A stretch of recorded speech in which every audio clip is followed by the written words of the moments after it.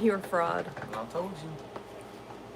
Tell the people happy Sunday. Happy Sunday. Happy motherfucking Sunday. Oh, that's a little rude. Oh my gosh. Right on time. I know. Aren't y'all so proud of me for being on time today?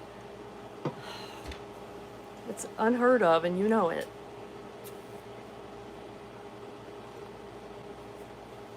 I got the chat pulled up here for you. Can you read it? Oh, wait, it's on top. Let me do all. Ouch. There we go. Now we are in the real-time live chat. Dang, ADD deleted my message. Oh, no, what'd you say, Anna? Tiffany's driving home from work. I'm under my husband's account, but we're here. Yay! Joshua. Hey, Kelsey. Hola. Hey, Is it Tamara? Tamara? Thank y'all. I got a little sunshine today. Thank you for the gift.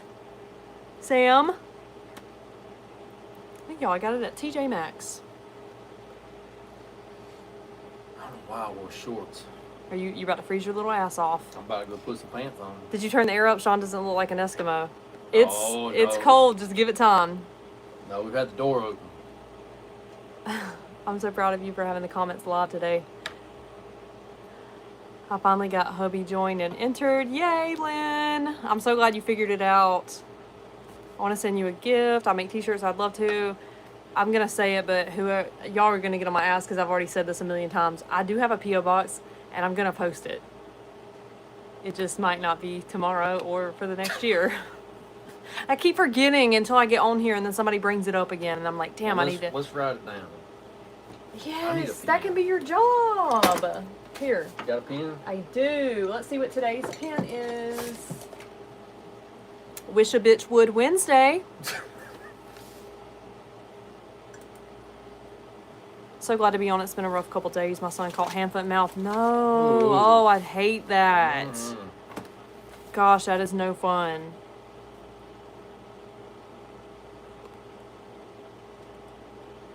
God is good. We were 1 week away from being foreclosed on, and my husband was able to pull it off, and we saved our home. I just needed to tell someone, Alexa, that is good news. I love that for you. We had to file a bankruptcy. So if you were able to make it work, I love that. That's awesome. You need to get in our private chat. We have a little little wins, big wins in our private chat for you to post things like that so we can all hype you up. I have to go do schoolwork and wanted to say hey to everyone. Hey, Hannah. Hello. What are you going to school for? The chat over here is not chatting. There we go. My hubby had to have his gallbladder on Thursday. Been a rough week. Oh my gosh. Anna said, I prayed for a lady to go to rehab, and the next day I was told that she called to go to rehab. God is good. Wow. That's so crazy. Graduate with my AA the end of fall, and then apply to radio. Is that how you say that? Radiography. I'm so glad I didn't say what I thought it said. Probably radiography. Radiography school. That's what I was going to say. You can tell I don't have a degree. I don't either. Yeah, but you're book smart. And you probably passed all this, but you was probably like the spelling bee champion in school. Sean is book smart, but he's not street smart. He has zero common sense. So we balance each other out in this household. Hey, Amber. Is this the right live? It is, Sherry. If you're here, it's the right live. It's always the right live. Anybody that's here, it's the right live. You're in the right place. That's what he has for you, or has you for, exactly. The private chat. I have a pinned message on here. You download Telegram, and then, or you can just click the link that I have pinned. It says never miss a notification again. Download Telegram, and then come back and click this link to join our channel. And you have to scroll all the way up to the top of the channel because I posted it in there when we first launched it. Shout out new baby, Susan. Does he have no shoes on today? Caught me with the dogs out. Dang, we went from 44 waiting almost 300 really fast. I love it. Everybody is a last minute bitch like me. They pop in when it's time. And you'll probably see it go up even more because people know that I run my mouth and I yap for a good hour. So. No candy of the day. We ain't got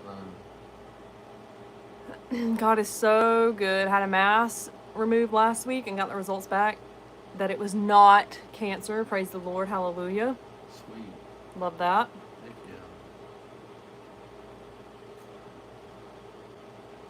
yeah. Good evening, Hope. Hey, Minnie. Why did it go back to top chat? Hold on. The fuck? Are you changing it? If you're changing it. No, I changed it to live chat, and then it changed over here. Hold on. Yeah, what is it on there? I haven't even. Ooh. How do you change the chat on the screen? Anybody know? Anybody? Oh my gosh. I'm just clicking buttons at this point. Oh, wait, hold on. Stop. Do you see? It's like Snap. Was it blown up or something? Yeah, it's like Snapchat. Oh my goodness. Okay. Alright, let me get this off. I had to have fun for a minute.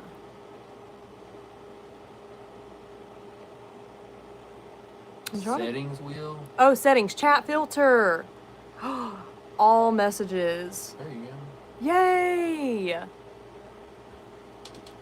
You said on default. I know. Like, when it's on top chat, it makes me where I miss messages.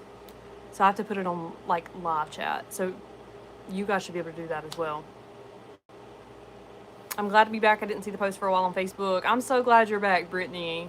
Facebook is shadow banning the hell out of me. If you don't know what shadow ban means, it means that you get penalized and they don't push your posts out.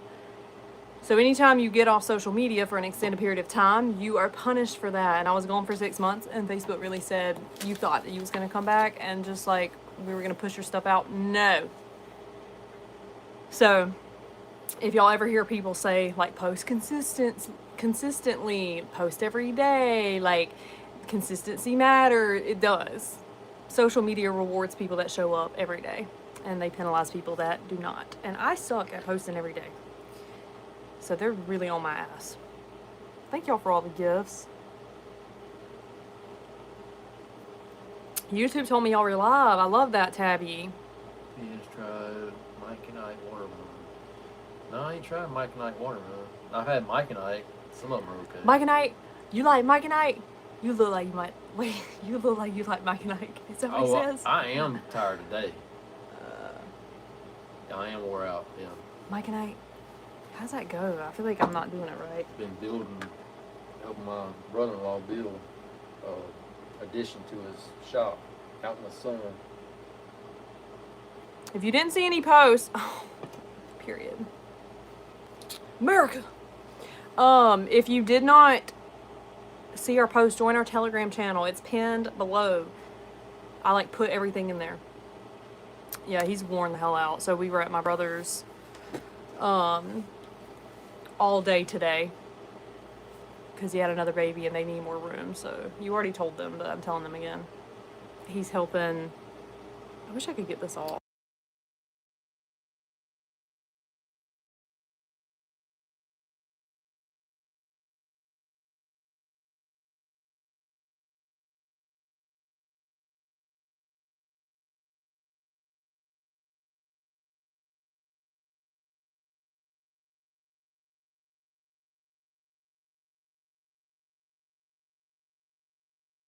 Sound. What did you do? Oh, I muted it. Sorry, my bad. Well, now I gotta do it again. God, Can I have your number? Can I have it? Can I have it? Can I have your number? What else does he say? Can't remember. Gosh, what else does he say? The back of your head is ridiculous. And then, you like Mike and Ike? What? Not her still talking. Is that the one you were pointing at? That one. How did you grow your hair so long? I've been here since for.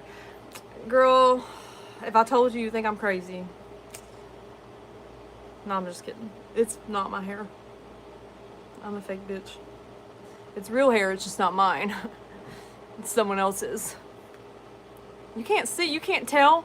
Is it really not obvious that I'm wearing extensions? I love that because that was my biggest fear when we got this was like, I'm not trying to walk around with my tracks hanging out, even though I do now. I just don't care. My hair is going up in a bun. I really don't care. So if you see my tracks, no, you didn't. You can see a little bit. You like some Right cheese in your croissant? He says that. I don't know. I'm just reading. My little croissant. My little.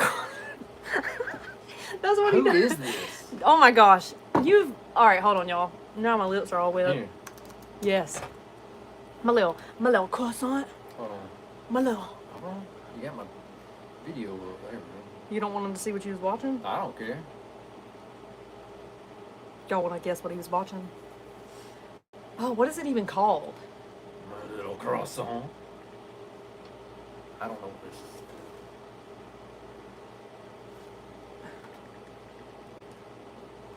Okay, here it is. You've seen this. Oh, okay. Now I get it. What's that, in living color? Wait, let me go to the croissant part. Okay. So maybe with your boyfriend. Where your boyfriend? Where your boyfriend? Oh, okay. Hold on. Yeah, keep doing your thing, Miss Shallot. Miss Jean Shallot. Shally. Yeah. Oh, Yvonne. Oh, damn, hold up. That's a French ass name, Yvonne. Here it goes. Yeah, my little croissant. Little chicken on my croissant. Yeah. Croissant. Mmm. All right, we gotta get back to this. I know, sorry. That's funny. We had to let him know. That's funny. I'm on my first live, and it probably didn't notice. It looks great. You always look beautiful. Thank you, Nicole. Y'all still can't hear me? Somebody else just said can't hear you. Oh, that's old. Sorry.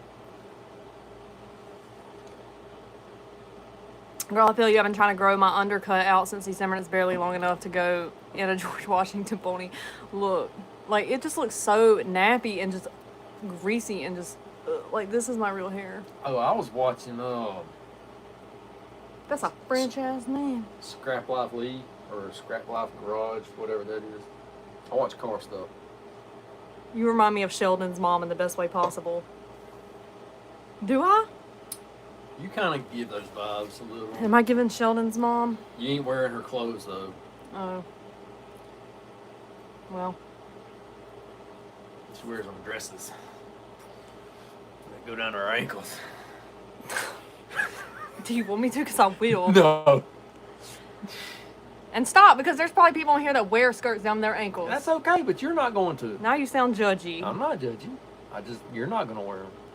I'll wear them if I want. I can't wear cargo shorts. You ain't wearing ankle dresses. But you do wear cargo shorts. That's only when I go and work. That's bullshit because you end up sneaking out of the house with them all the time. If you wear cargo shorts, why? Get rid of them. They're comfy. I hate them. I hate them. Because you ain't wore a pair. You wouldn't let me. Would you let me walk out of the house in cargo shorts? Yeah, I probably would. But not a long skirt. Nope. Yeah, tell me, we have this agreement that he can only wear cargo shorts when he's like working in the yard. Tell me why. Somebody said, please show up next week in a full dress. Who? Me? Somebody said that. Yeah. Long dress and cargo shorts. I hate jorts. Yeah, tell me why we end up out of the house. We'll be going somewhere out to eat. And I don't always check his clothes before we leave, clearly.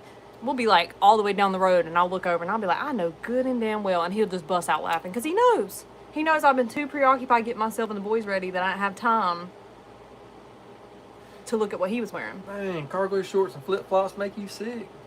I'd rot them things. No, she said gives me the ick. Oh. Yeah, but me too, Priscilla. And the way he eats popcorn. Cargo yoga pants? What kind of shorts do I want men to wear? I want his ass out. That's what I want him to wear. Yeah, you do. I want when he sits down, things fall out. Why? Don't nobody want to see that. I do. Wear that moo-moo, girl. I'm definitely wearing my moo-moo. I'm wearing my moo-moo out. No, you're not. What does my cup say? It says grow every day. And then it's got a little flower on the other side. Basketball shorts, I even like that. Sweatpants, can never get him to wear sweatpants out of the house, ever. It's jeans or cargo shorts. I want them booty shorts. I'm trying to see some ass. What? And he wears flip-flops. You want them hoochie daddy shorts. Yes, girl, them 6-inch shorts, please. No, she wants me to wear some like 3 or 4 inch inseam shorts. And I'm back. I had to wrangle my wild child. Huh? I was reading comment. The gray sweats, yes, especially now that Tessa Moreland got yours. Ain't no hiding that thing. I want you in a Speedo. Nope. Gotta let the boys breathe. You breathe. Take his jeans and cut them into Daisy Dukes. So let me give y'all a funny story. We had like one of my friends throw like a little white trash bash for us whenever we moved to North Carolina years ago. And I went to Walmart and I got him jorts, like some blue jean shorts, ugliest thing Great. I've ever fucking seen in my life. And I got that for him to wear to the white trash bash. Tell me why he just never stopped wearing them. Like, was just always in them. And I was like, what are you doing? That was literally that was a one-time thing. That was for a special event. There's a reason it was called white trash. They were very comfy and flexible. I threw them bitches away. After like 2 years. I'm gonna do what Kristen did to Pudge. Just start taking all his cargo shorts and just casually start throwing them away. Because he ain't gonna buy nothing new. He never buys anything for himself. Oh, the chubbies. They talking about the chubby shorts. Oh, I do like the chubbies. Them things are expensive, bro. They are, bro. For nothing. For no fabric. Speaking of just everything being so expensive for no reason, I got on Shein, and I know y'all are probably about to like rip me a new booty hole because I'm shopping on Shein. I understand. But I'm gonna do it anyway. I don't know how Shein is selling what they're selling. I saw shirts on there like with name brands on them. Like the Habo and the what is Old Row? Like all of this is on their shirts that they're selling. And yes, I bought them. Because they were $2 versus $50. I'm sorry. I love a good bargain. And I'm not buying no full price Habo or Old Rose shirt for my 5-year-old and my 9-year-old that are going to outgrow it in 2 weeks. That's crazy. And I've always low-key been envious as hell to see like people that can dress their kids in name brand stuff like that all the time. Because it looks so good. I mean, your kid just they look really good in it. I've just never been able to. Like, my kids are Walmart babies. Like, we get all their clothes at Walmart, Children's Place, Old Navy. I just can't. I can't. Shein be worth the savings, dude. Balling on a budget, I ain't got no shame. I just can't stay away from Shein. Deals on wheels. Oh, I like Target too. Did you know that the Cat and Jack clothes, when you buy the Cat and Jack brand of Target clothes, if you keep your receipt, you can return them If they ever get messed up or outgrow. They don't care what it looks like. Is it a year? You have a year? You have 1 year from the time you buy it to return them back, and you get literally all your... Wait, I don't know if you get all your money back or if you get store credit. Store credit to get more. To get more. Did y'all know that? Did not know that. Did not freaking know that. Now you know. Tell a friend. I mean, it's freaking crazy. Megan, I think it's Megan. I was showing my niece your live, telling her you run the mom and dad group, and her boyfriend says, looks like daughter daddy. I had to share because it's funny. I'm dead. Not that old. Thank you for the super sticker too. Yeah, you get store credit. Wait, is that how you're supposed to be? Yeah, you're supposed to say Shein. I used to say Sheen, and then somebody corrected me, and then I looked it up, and it is Shein. Shein. Shein? Shein. Oh, like, Shein. like she in trouble. Oh my You gosh. are in trouble. And that escalated quickly.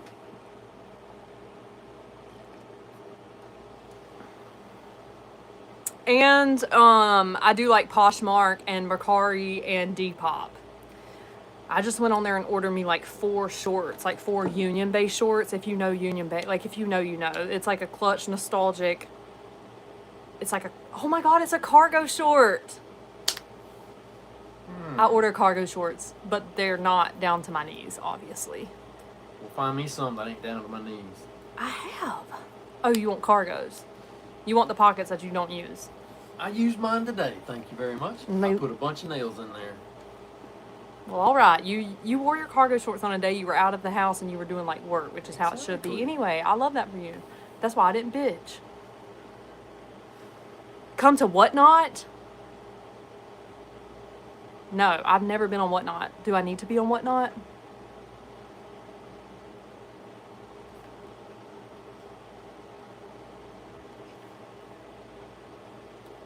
Union Bay, haven't heard that name in a while. I know. So my mom, we was at my brother's and she had some Union Bay shorts. I needed to put on shorts because my other ones was wet because I jumped in the water slide to save my niece.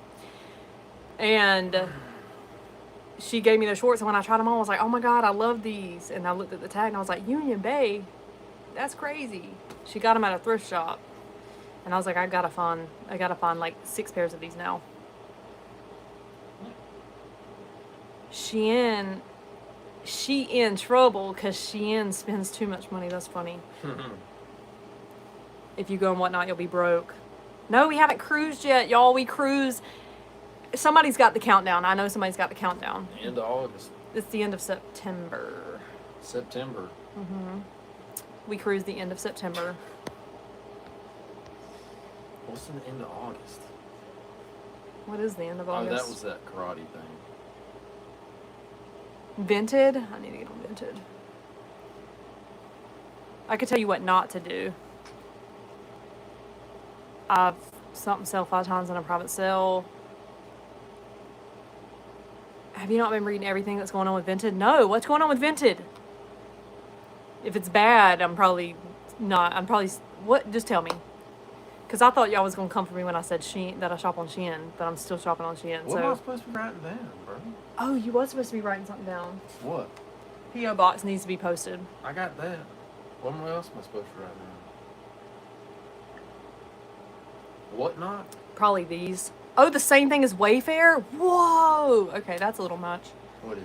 Remember the Wayfair stuff? Yes. Like the... Yes. Yes, they're saying the same thing on Whatnot. I'm hot. Did you turn that down? I have not touched it, girl. It's on 61. It's still on Eco. Turn the Eco off. Turn the Eco off. Is that why? Maybe.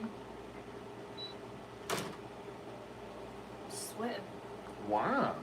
I'm cold. I'm hot. That LED in front of you, huh? Probably. There's only LED light in the house. Y'all need to get incandescents. Justin!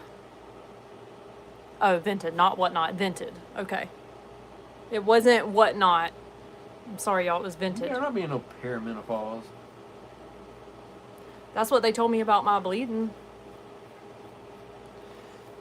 But on a real note, I've always been hot. Like, even as a child. I just know somebody in here is going to diagnose me with something. Somebody messaged me last week and asked me if I had got checked for something. I can't remember what it was. It's crazy how other people can, like, take notice of things that you say and be like, oh, damn, like, I wonder if they had... Like, I just talk openly on here and I don't think a lot about it, but people in here with the same symptoms can be like, girl, I have that and I have this. Can't remember what it was she said. I'm gonna go get tested for it, though. That's why Sean married me. Jacqueline, I just joined the private community and it doesn't give me access to it. So if you go back in that Telegram channel and you go to like the 2nd or the 3rd message, I actually have a video in there that shows you what to do if you can't get access to it, because this was like a common problem. People were like joining the private chat and then couldn't get access to it. So I screen recorded like how to actually get it, because once you go through to like click join, it brings up another page that gives you the button to join the chat. But if you close out, you missed it. It's like a split second of a screen that says, hey, wait, the screen's about to refresh. And then it refreshes and it shows you the private chat. You probably missed it. But there is a way to get back in it. Thanks for catching that. Mm-hmm. Yes, download Telegram. Download Telegram. Oh, I've tried Thrive before. I just couldn't afford to keep paying for it, unfortunately.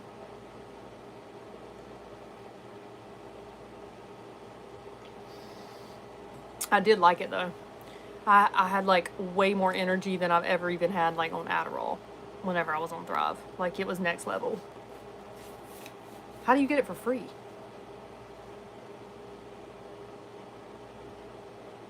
Oh, somebody did. They said video was helpful. Was it? Yay, I'm so glad. Yeah, I probably need to go back in Telegram and like edit and throw the video on the initial message because people are missing that.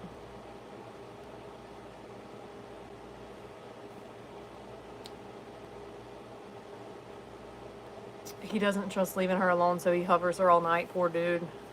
Actually, I force him to be here, if you really want to know. Blink twice if you need help. Blink twice if you need help. Hold on. What was it?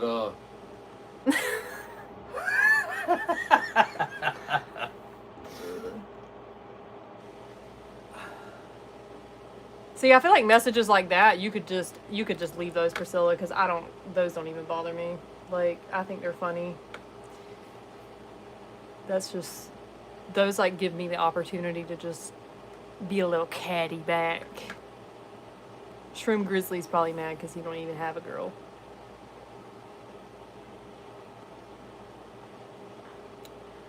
Well, I read it before you deleted it, Priscilla. Like, I saw it, and then as soon as I got done reading, it went away. But I love those.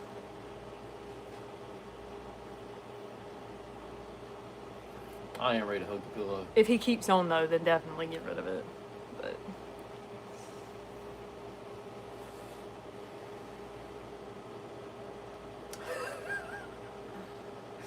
My son called me one night laying next to his girlfriend doing that hand signal.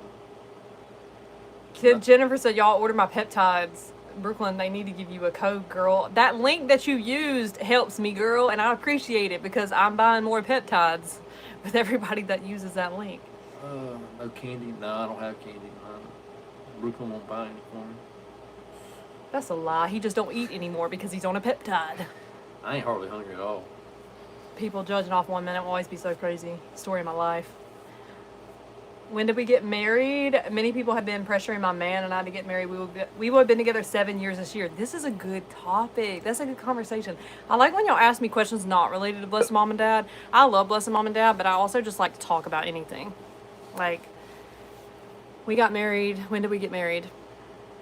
15, It's a test. 15. Good job. February 21st, 2015. And we had been together for like 2 years. 2 years plus the 15, 13? We've been together 13, but we were only together 2 before we got married. But to be honest, we got married because I joined the military. And that's when he realized that he wanted to marry me. He didn't even... I couldn't live without her no more. She got on that plane, I was like bawling like a baby. As soon as I got home, I looked up some rings, found one, bought one. And then when I went to go see her, I proposed to her that night. Aw.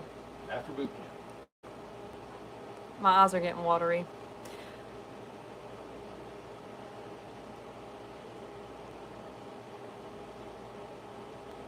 Yeah, I always knew that Sean was the guy. Like, I just knew right out the gate that I was going to marry that man.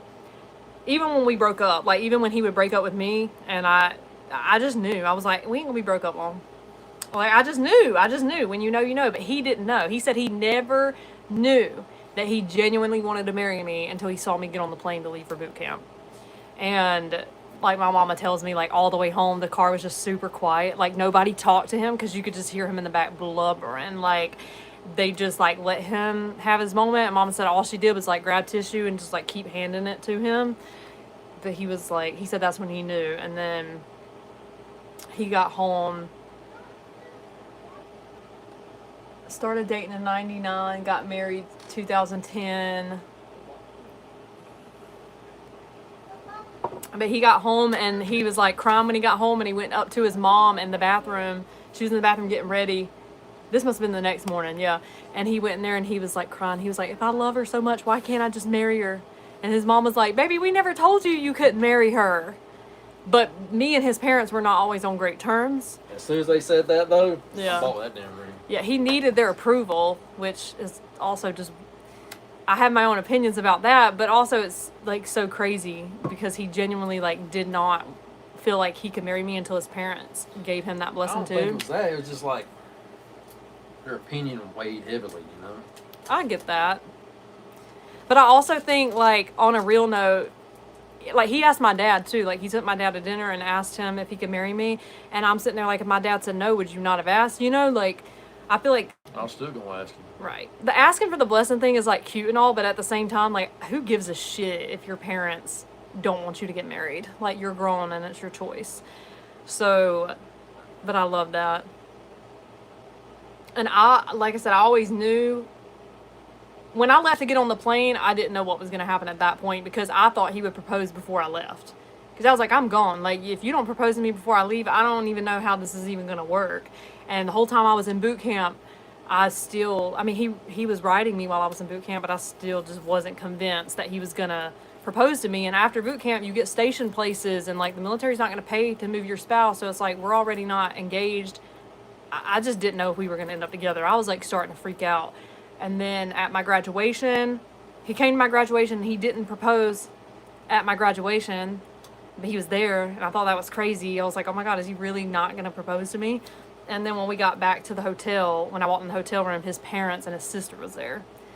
And I just like bawled my little eyes out because I feel like at that point I kind of knew. I was like, I think he might be doing something today. And still didn't propose to her till later. Yeah, still didn't propose to me. Oh, and we wrote letters. I wrote letters to you every day, too. Mm-hmm. That like messed me up. So like towards the end of boot camp, I had to send a lot of my letters back home because my rack was filling up. And I went through the letters and I checked all the dates, and he had wrote me every single day, like from the time I left, every single day. And I was like, oh damn, like this man might marry me for real. This is like some Dear John shit. And I think that was before Dear John came out. My birthday is June the 27th. I just had a birthday. I gotta put pants on. How do you respond to someone's comment? You can't like reply on here. I don't know why, and I hate that. Let's see if I can go up, see if I missed some comments, because I've been yapping.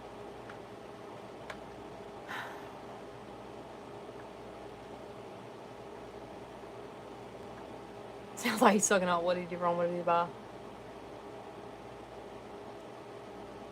Don't pull a me. Married for 8, divorced for 2. Together 14 and got back together 2 months after the divorce. I love stories like that. I've heard stories where people will literally divorce, go their separate ways, and then end up back together. Like, that's how you know that it was fate and you were always going to end up back together, period. You need to redrop the wedding video for the new followers. Oh, yes. So we didn't get to have a wedding because he proposed to me while I was in the military while I was in boot camp. So he drove up to Illinois after I got in A school, and we just got married in a courthouse. And then 5 years later, on our 5-year anniversary, we did a vow renewal and had like the whole wedding. And that was also when I told him I was pregnant with Brooks, and he did not know that. My son wants to join the Navy. If you had any advice, what would it be? So I was in the Navy. That was my branch. And I feel like I'm a very biased person to ask that to, because my entire military experience was god awful, and I hated every single second of it, except for like obviously the people that I met that ended up being like really good friends. So I don't typically like to give advice because I'm just biased, and that sucks. But I would tell people that if they want to join the military, that is going to be really, really, really, really, really hard if you're joining with a significant other and you have intentions on starting a family once you join. It's going to be very difficult because you are a sailor first. You're not a husband, you're not a wife, you're not a mom, you're none of that. And like you know that logically going in, but once you get in and you actually are experiencing what it means to be that first, and that they don't give a shit. Like if your kids are sick or they're in the hospital, like they don't care. Or my command didn't care. That's what I'm saying. I got like a terrible command, and I kind of just like, actually it ain't even that. I hated boot camp. I hated A school. I hated my first command. Like every part of it just sucked. Somebody said advice, don't. I would say, like, the military, I tell them all the time, the military would have been great if I was single. If I had joined single and there was nobody in my life, it was just me doing the damn thing, the military would have been a blast. So I'd say if you're single, go for it. Like, literally run for it, have a freaking ball. But if you plan on starting a family, just be prepared that it's going to be difficult. Also, if you are the type of person that can just like roger that, aye, whatever you need, sir, it's going to be great for you. Like if you can fall in line and you can just do anything and everything that's asked of you without questioning it ever, because you can't question anything, even if it's fucked up, even if it's wrong. Like even if it's someone that they're not even following the military guidelines themselves, you cannot question that. So if you can let that roll off your back and just like push through, you're going to be very successful in the military. But if you're somebody that questions things and you're like, that's not right. Like, I understand that you're an officer, but like, you can't do that. Per the Navy instruction, you can't. You're going to have a very hard time. And that was me. I questioned everything. Everything. Like, if it wasn't right, I questioned it. I was like, why are you doing that? You can't do that. And then if that person would tell me, yes, they can, I would just go above them. And they hated that. They don't like when you go above the chain of command. And I did that. And it did not end well for me. Did not end well. A lot of people been married for a long time. I know, I saw that. We've been married 11? We're going to be 11. Yeah, we hit 10 years last year. It's 11 this year. Yeah, Wait. We already had 11 years. Are you sure? Yeah. 25 was 10. We've been married 11. Almost 12. I missed one. It was something about joining the military. Where is it? Yeah, it's great for right out of high school before. Yeah.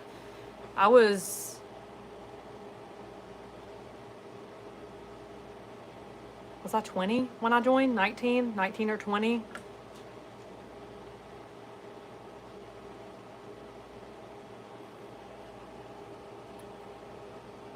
If I could, like, I mean, I have no regrets at all, like zero regrets, but I always wanted to join the Air Force, and everybody that I know that's in the Air Force has had a phenomenal experience.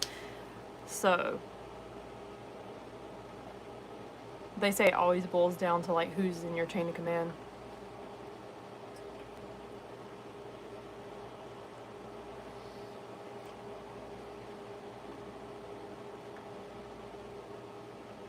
No regrets. Priscilla said, I've had 6-8 ads. I've watched every one. You can click the X so you can still comment while the ad plays. I didn't know you could even do that.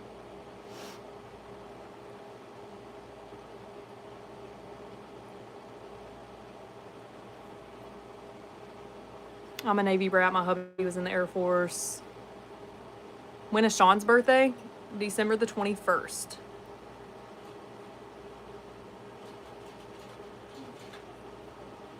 I'm scrolling up because we miss a lot of comments, and I'm trying to go up to read some of that stuff. I was about to say, I didn't see that. Yeah, I scrolled up over here. Somebody said something about potty training nightmare. You know how we potty trained Braun? Oh, God. Why you say it like it was hard? It wasn't. I mean, there was definitely times that he took his pants off and went and shit in our tub. That definitely happened. But, like, as far as, like, pissing his pants and stuff, we just stayed cooped up in the house for 48 hours. Like, we didn't go nowhere. He got off work on a Friday. We stayed in the house Friday, 3 days. Friday, Saturday, Sunday. And we literally he ran around the house butt ass naked. So, and that was it. That was how we potty trained him. Like, we had a little toilet. I think I brought it in the living room. And if you can just get them to do it for like 3 days straight, consistently, like, they're gonna go into Monday already knowing that I go pee in the potty.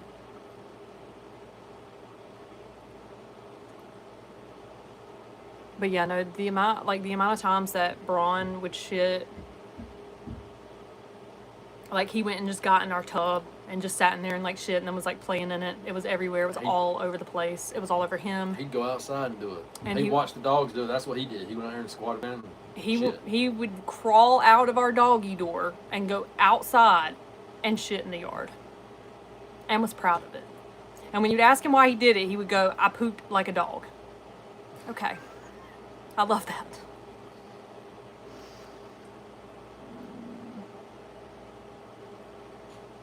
I could not make this shit up. And I've even posted videos like on Facebook of these conversations and these moments. Like, oh my gosh.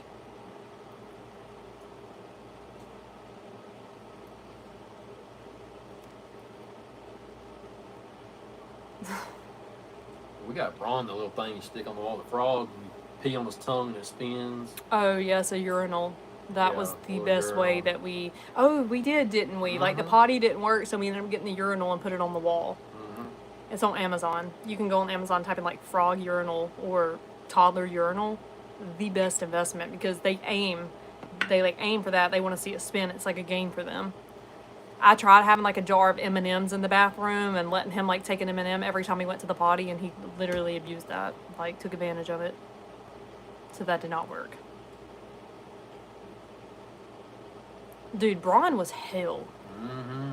Oh my gosh. He flooded our entire house one time while I was sleeping.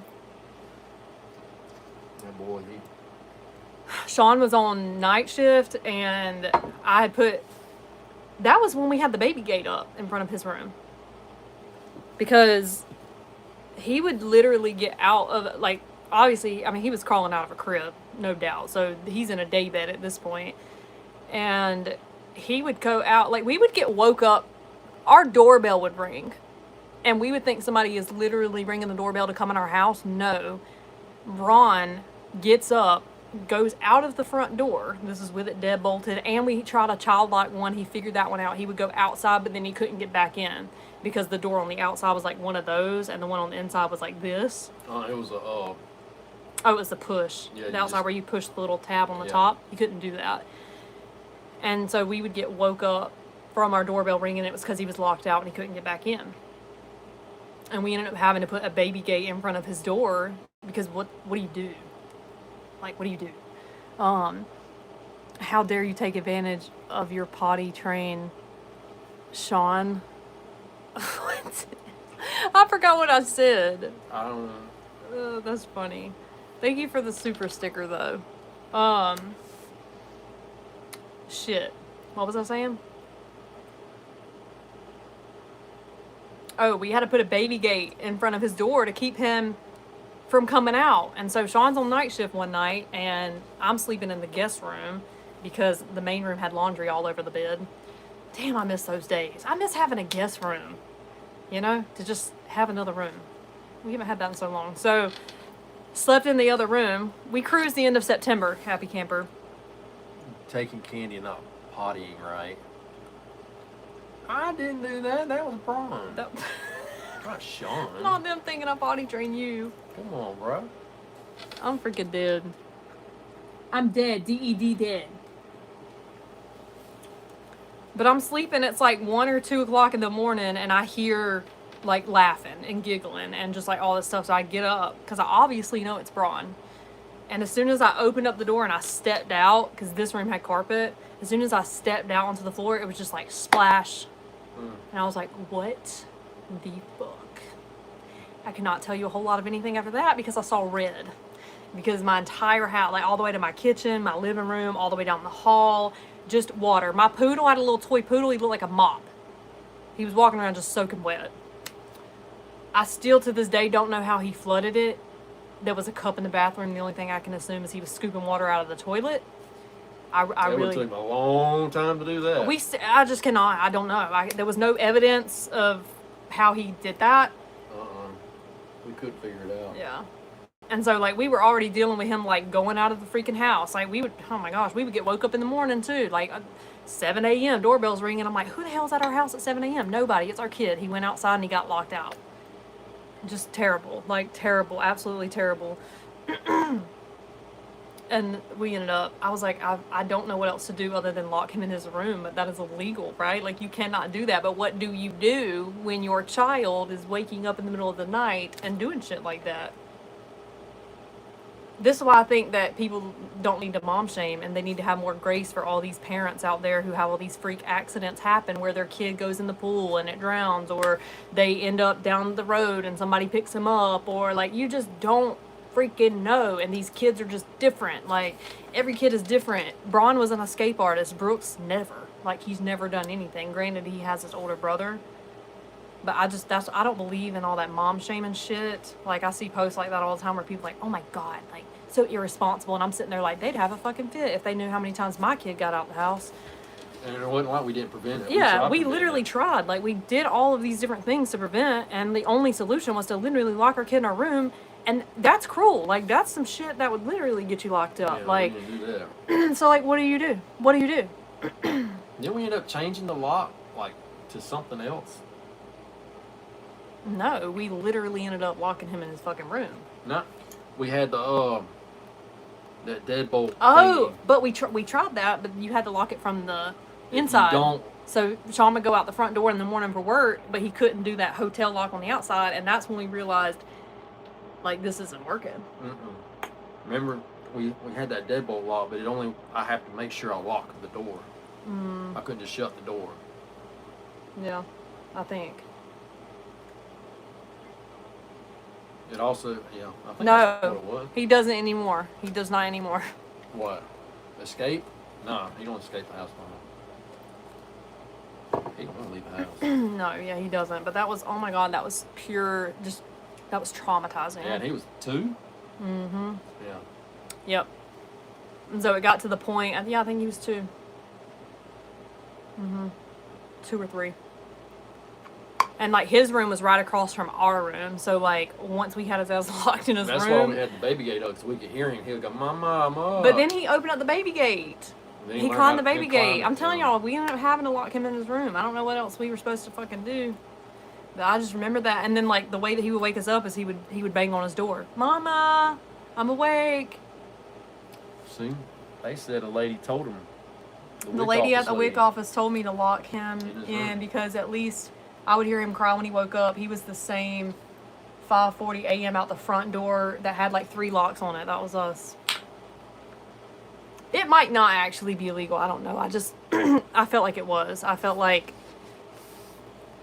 it definitely was. Autumn says, "Can you say hi to my son Elliot and go to bed?" Hello, Elliot. It's time to go to bed. Go to bed. It's past your bedtime. Thank you for the super sticker too, Autumn. It's safer in a fire to keep them in the room. We have a baby monitor in our son's room and a child lock on the door so he can't open it from the inside. Yeah, like, you do what you gotta do. Yeah. I'm from Massachusetts and your accents are so calming. It makes me feel like I'm being put to bed by some sweet southern grandparents or something. What? Whenever I was in the military, they said my instructor had said, when you talk, it sounds like banjos are playing in the background. And I'll never forget that, because I'm like, I don't know if that's a compliment or if you're roasting me.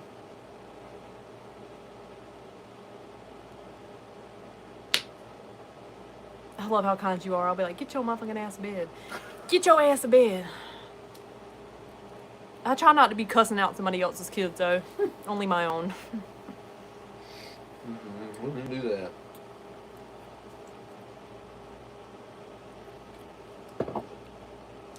Brooklyn sounds how cornbread would sound. She don't eat cornbread. P.O. Box. I wrote that down, Ashley. I'm going to post my P.O. I got Box it. again. I I wrote it promise. down. I promise. No, because other people's kids listen to me. Mine don't. That is so real. They say that your kids are better with other people and they're worse with you because they feel safe with you.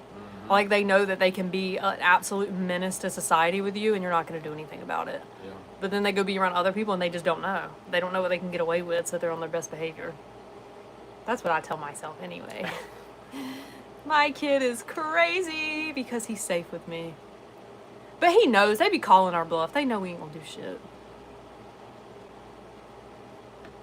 The amount of times that I'm like, you're gonna lose the TV, and well, this past week we actually did take it from them. We like stood our ground, and they have not had the TV all week. Mm-hmm. It's been a week, But maybe usually, a week and a day. yeah, usually we threaten it multiple times, and they just know we're not going to. It's a sign of secure attachment. Take it as a compliment. I love that. Aw. Wish my 5-year-old little girl Remington. I like the way you spell that. Good luck at National American Moss this week in Nebraska. Is that a pageant? That's awesome. Parenting coach here, and that's exactly correct. You are their safe space. I love that, Cynthia. That makes me feel so good. Is not being a mom and a dad so freaking hard, dude? It's like, why don't they get...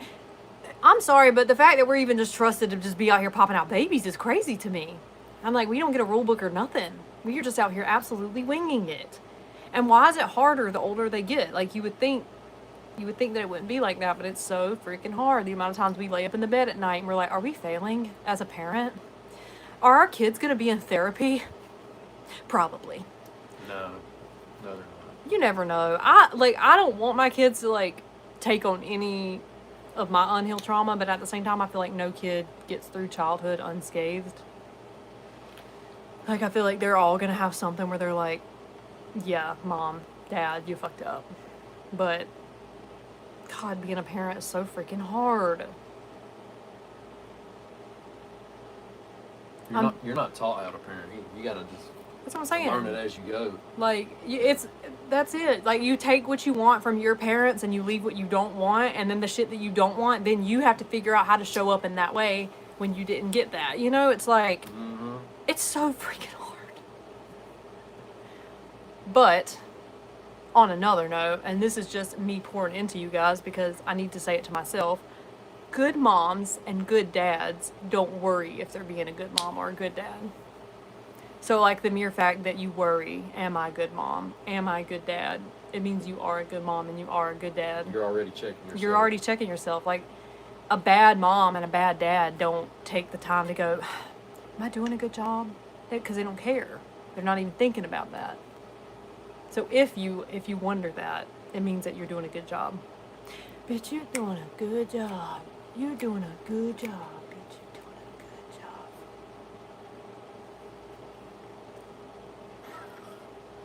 I'm always worrying if I'm doing enough. That's me. Or like, I don't play with them enough. I don't talk with them enough. I don't spend enough time with them. That's always my thing. Gotta remember it's your first time on Earth, too. Them too. Well, I don't know, because now I'm starting to believe in reincarnation. But still, it's still their first time. Like, they don't know. Even if they are reincarnated as a toddler, they don't know.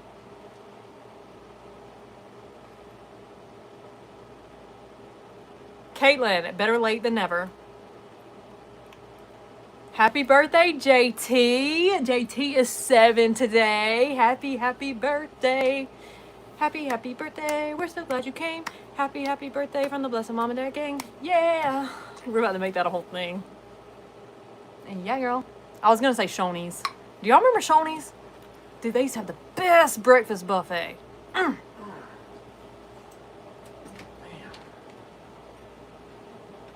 My daughter told me I'm boring. She's 6. I'm trying to think of some, like, slick shit that my boys have told me. They definitely talk about our weight and how we're fat. Somebody asked about the peptides. I usually drop that link. But right now I got Telegram on the bottom. I'm about to remove the Telegram link. If you guys want in our private Telegram channel, if you go into our group, Blessed Mom and Dad, and click the feature tab at the very top, it's under there. I'm going to remove this link now, and I'm going to do a shameless plug of the peptides.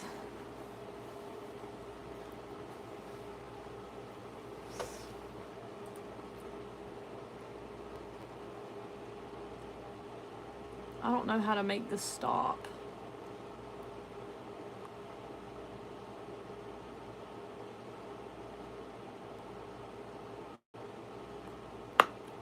I'll be freezing. Should be freezing me. I got my house slippers on, my jeans. Did I pin the right one? I did. Got a hole in the lip. Yes, I remember I love Shoney's. What do the peptides do? Apparently there's like so many things that they do that I did not know. When I heard the word peptide, I just thought GLP-1. Like just like weight loss, but I didn't know that there were peptides for like hair, which is that's what I'm taking. I'm taking one to make my hair grow, and I'm also taking one for energy. Sean's babysitting us again, I see. You need a heat patch on? I do have that heat pad down there. Well, I got burnt, so my body's cold, you know? You get that chill after you get burned. Mm-hmm. And it's already cold as hell in here. That's so funny. Somebody's taking Retta. Yeah, that's what Sean's taking. So Retta, he's taking Retta, which is like weight loss appetite suppressant. It's a GLP-1. And I feel it like works. it does, it definitely works. And then he's taking tesamorelin, which is literally created for people that have a cancer that makes them obese, and it goes in and attacks visceral fat, and it works. And also there's another like side effect that is not on the list that we did not think. The wang is wanging. That's all I'm gonna say. For all the guys on here. And then we started all the freaking, I'm freaking dead. What's every one of us is a weenie. A weenie is an awesome thing to be. The eggplants, here we go. Yeah, and then he started BPC 157 like 2 weeks ago, which is supposed to be good for like injuries, and we're doing that because of his ACL. It's too soon to tell you if that's working. I don't know because he hasn't taken it long enough. But Retta works, tesamorelin works. And then the hair one is called GHKCU. It's too soon for me to tell you. Well, I mean, my hair is growing. It could be a combination of the GHKCU and other things, but I can't say for sure it's the GHKCU because I haven't been on it long enough. But let me show y'all my hair growth. Code word, wangin'. Look, I'm already red. This is from burn. No, but like last week, he did not want me to talk about that. He was like, don't tell them. They need to know. They need to know. I see they still have a Shoney's in Motw. Ooh, well, how far is Vidalia? Yeah. Can you make sure that the back of your head is ridiculous? I know. I think it's like 2 hours from here. Will you tell me if my head's in there, if they can see my hair? Yeah, they can see that track. Look. Oh, shit. Do you see all my growth? Hell yeah. Is that not That's awesome? like an inch. I know. I'm so excited. I'm so excited. So, no, we are not still doing code words, y'all. I can't even play like that because I don't want y'all to get pissed off at me.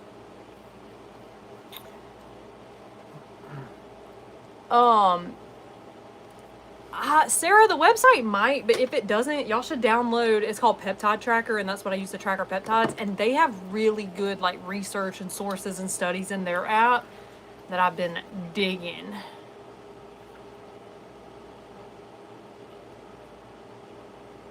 I 120 also plus. Oh my God. what? 120 plus degrees outside in Missouri. I have to work outside. That sucks. I also get excited over an inch. Is she talking about what I think we're talking about? I don't know. Where do you see that?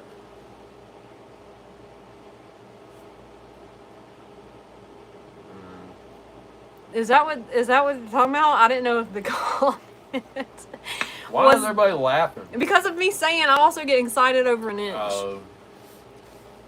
Yeah, like at first I told him, I said something's up. He's like, no, I'm telling you, I know it.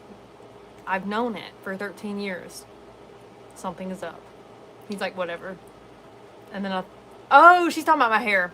Sorry. I get excited about that too. We know who gets excited about the inch. Both ways. We're talking about your hair. Sorry. Because that was also an inch growth. So that's why I said that. That's why I was like, oh, but I didn't remember telling y'all that either. Yeah. Sean can't turn more red. If he could, he would. No. It's masking. First It's masking time. the red. Amanda said, first time you were here, and I'm loving the community and chat. Yay, I love that. I'm so glad you love it here. Get your mind out of the gutter. Perv. That's what I call my bunnies. Or, what is the other thing I call them? Pervert? There's something else. I can't remember. Every inch matters. Oh, wow.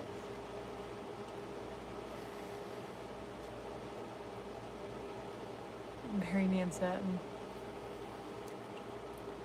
I love bunnies. I just got them fixed, and they're both males. So they just been like scrumping. They're just like my little gay bunnies. They be and taking turns. I love that. I just had a Blue Chew ad.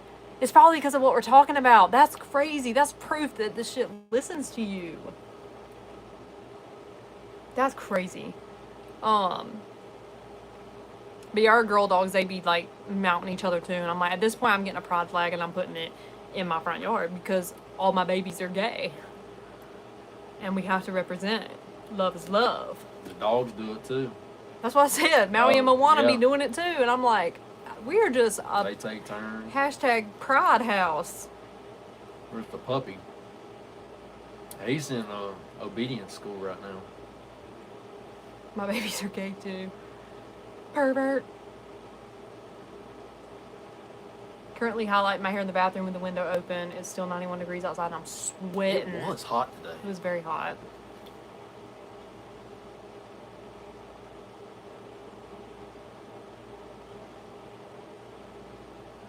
See, these are, ain't that crazy? Regardless of reincarnation, it's your first time on Earth. That's wild. Yeah. But like the delay, you know, we were talking about reincarnation way earlier. Oh, yeah. The Blue Chew ad. See, like these are definitely delayed. I also ordered 2 more peptides that I'm going to try. One is supposed to be for anxiety and depression. I'm going to try and just see. And then the other one is for libido. You're supposed to take it 15 to 20 minutes before you do. And I just want to do that for fun because let's just be honest. If you're a woman in here and you got your libido, I'm so jealous. I'm so jealous. Because I could go the rest of my life without, honestly. Like, that's what it feels like to me. And that's not fair to him. It's just not fair. How long does it take to work? It's just take it like 15 to 20 minutes prior to. And I got on Reddit and was like looking it up and like the review. Wrap this shit up and you're going to take a shot.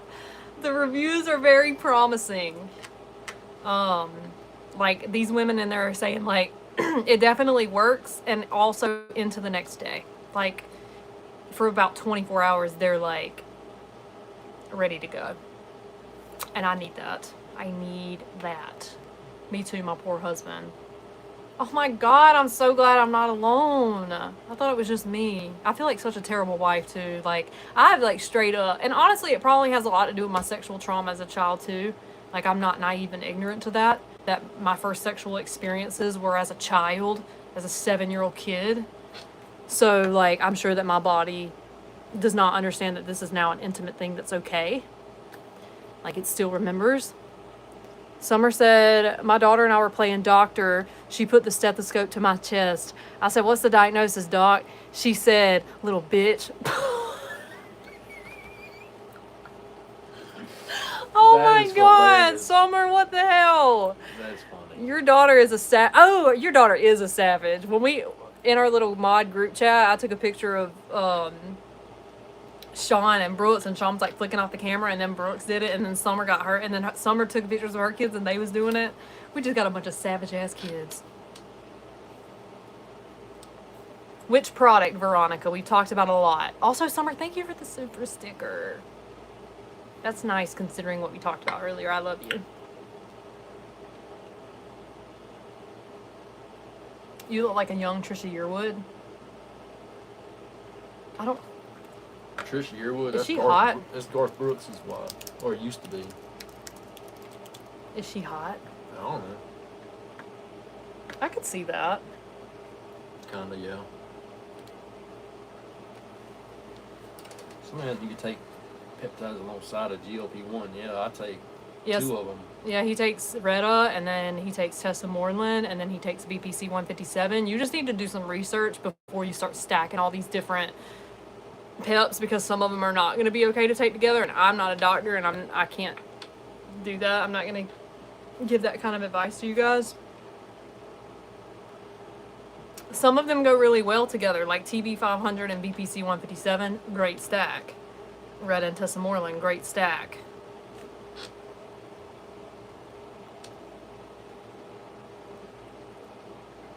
Speaking of, I need to look up those other ones I'm taking, like, or I'm going to start taking the one for anxiety and depression and then the one for my libido and see. When am I going to take it? Yeah. He's so excited about that, y'all.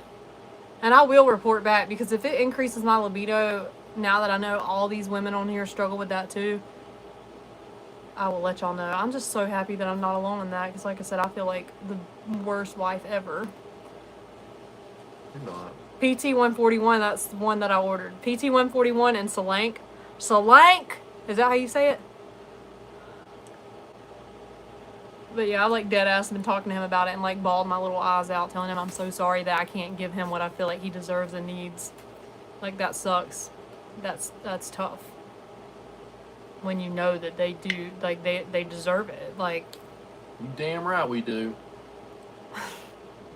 but also the best husband ever, because like, I just know that that kind of stuff like rips marriages apart. And I even told him, I'm like, would you leave me if I didn't, like, or would you go out and get it somewhere else? Like, that's my fear, is like, I can't like give that to you. And I straight up told him, like, you could leave me and I would understand. Like,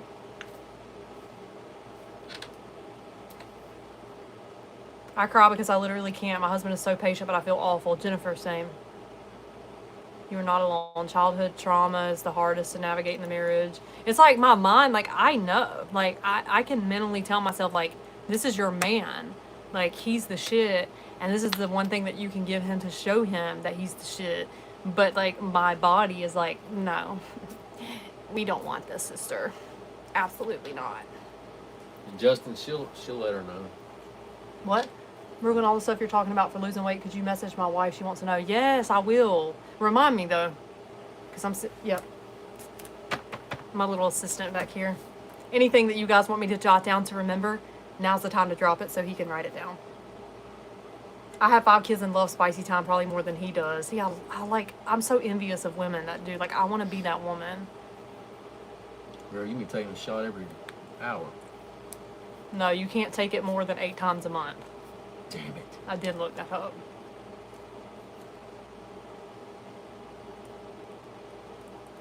Yes, Laura said it's our body's natural response to reject and feel icky. Yeah, it's like, I feel like I'm doing something wrong.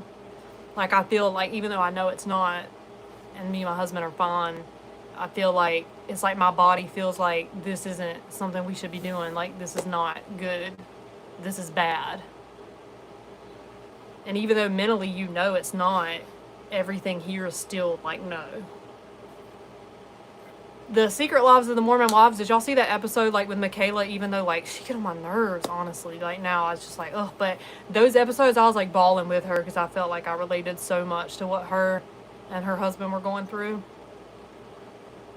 And then I see what they're going through and how he can't be patient with her. And I'm like, what a scumbag. Because, like, I've never gotten that from him, ever. If you're having any breakouts, anything like that, get KPV and GHKCU. That's a good stack. I've heard of that. I just take GHKCU.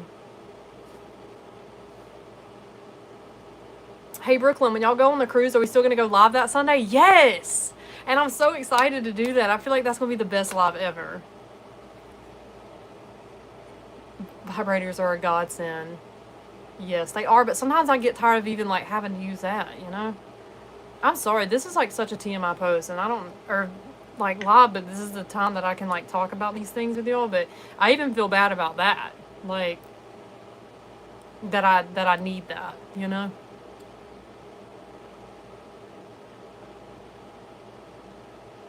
Stephanie said, I know that feeling even when not in a relationship. Trauma sucks. I love how this is a whole family, bro. Yes, Holly. Thank y'all for the stickers. I'm sorry if you sent me a lot of stuff and I haven't said thank you.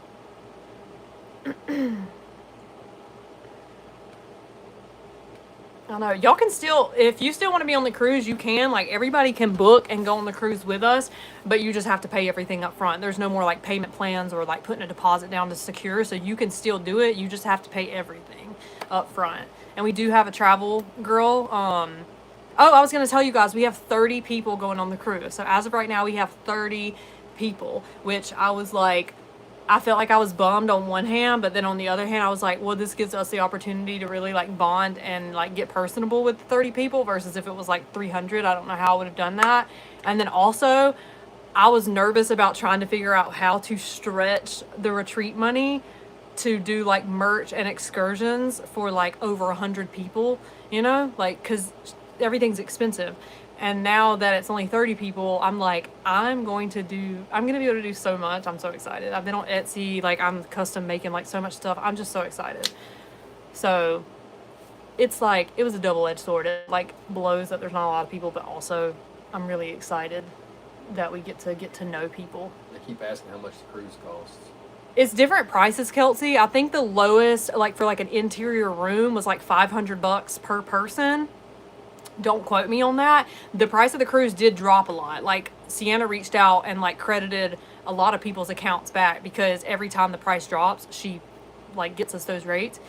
But when we first launched it was like $500 per person. That's for 5 days, 4 nights. Like, that's it. You don't have to pay for food. You don't have to pay for like drinks unless you're getting like the drink package. Like, everything's included. So I thought that was pretty awesome. No, the peptide does not come with the needles. I get mine on Amazon. I hate missing the cruise, but the water is a no-go for me. I'm not gonna lie, I'm nervous. It'll be my first cruise, other than I went on a Navy ship, but I've heard that that's totally different than a cruise. So I don't know. I know, like, the ship rocked really bad, and I did get a little seasick. But I don't know if the cruise... They say on the cruise you can't feel that. Like, the Navy ship, I mean, it was like you could feel all of that. Like, kitty! Give me kitty. Kitty cat. Meow, meow, meow, meow, meow, meow, meow. Kitty. Kitty. Come on. Come on, kitty. Oh, sweet kitty cat. Come here. Means I can save for next year's cruise. I don't know if we'll do another cruise next year. I mean, if this one's a hit and y'all really want to go, we will. But I was going to do land-based. I tried the video for the private chat and I still get an error. Jacqueline, message me. Can you message me on Telegram? Will it let you send me a message? If not, message me on Facebook, like right now. Like, send a message right now. Will you jot that down? Message Jacqueline. Well, a lot of people ask me to message them. No, you're not getting up there on my computer.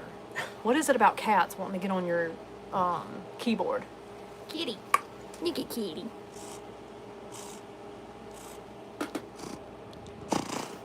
Sweet kitty cat. Put my message. Jacqueline. Put message Jacqueline. Make a peptide chat. Ooh, that's smart. Yeah, I've seen that twice now. How you spell Jacqueline? But they have medicine for free they give you. Just put JACQ. I got it.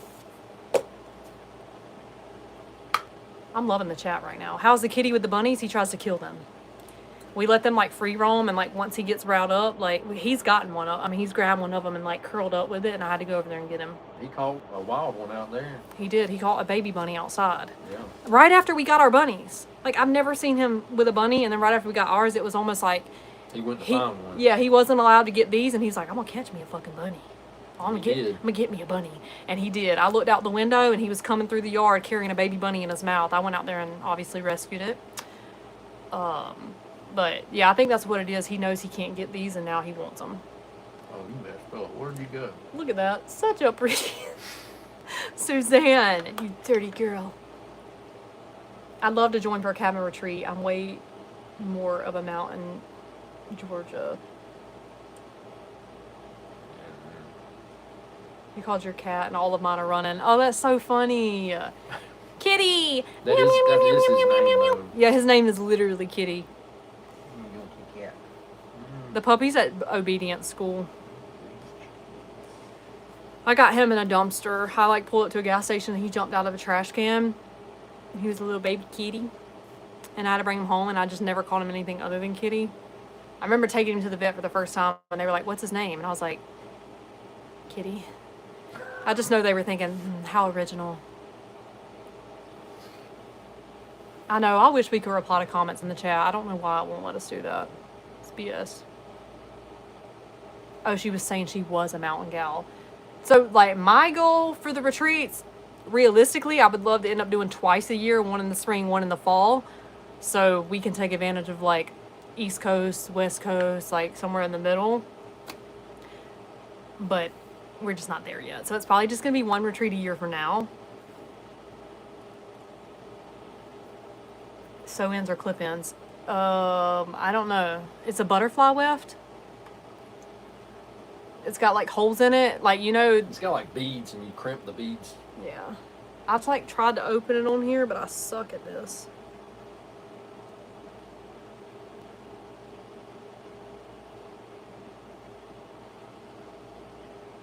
Oh, Louisiana during Mardi Gras. That's where She didn't get me out of the trash, y'all. She got the cat out of the trash. Louisiana was where our timeshare was. Priscilla, remember we were talking about timeshares earlier? I don't have one anymore. We went to like 3 freaking presentations and they finally got us to buy one on the 3rd one. And then that went with the bankruptcy because we could not afford it. Hey, hold this. Don't do timeshares. I would have been now would have been a great time to have a freaking timeshare, but then he was working 80 hours a week. So it was like stupid because we didn't even have time to even go on vacation.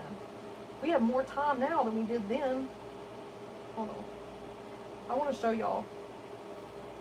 Can you see the back of my head? So like this is what it looks like, and then can y'all see the beads under it? Can you see it, babe? In the thing? Maybe you backed your head up, son. See, it's like little holes, and then you slide the bead up and she crimps it, but it's like a weft, so when you put it down, you can't see it. Okay, you can let that go. Yeah. What are you doing?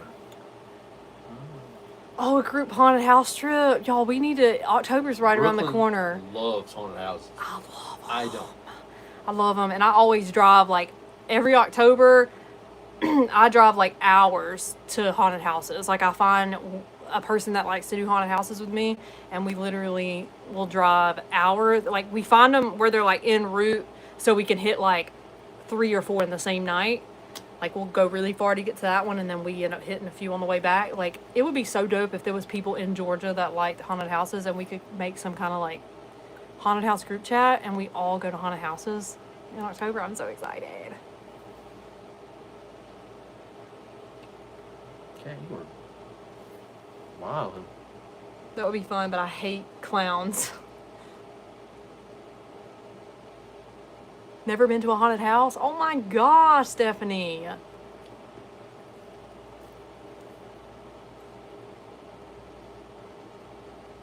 I need extensions. My hair's falling out in clumps because of my Zepbound. Oh no.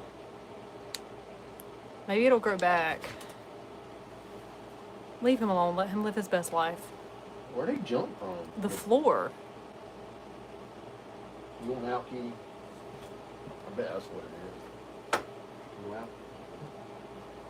I've been in the house all day. He has had me. I wonder if he shit somewhere. You should look in the laundry room. We do not put litter boxes in our house because he's not an inside cat. He comes in, like, he stays out all night, and then when he comes in during the day, he just sleeps all day. We've tried to put litter boxes in the house, but it doesn't work. He just shits everywhere anyway.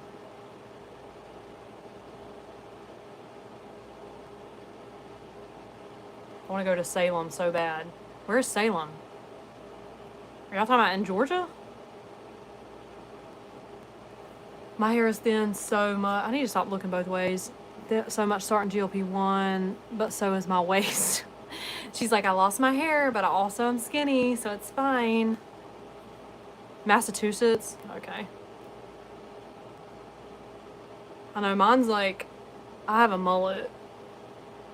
Y'all tell me I don't, but I do. Like, this is my hair, but this is my hair all around. Like, it's like this everywhere. like that. It looks like I intentionally like put bangs, but I did not. My hair's just all like breaking and shedding off. And that's why I got extensions, because I can't walk around like this.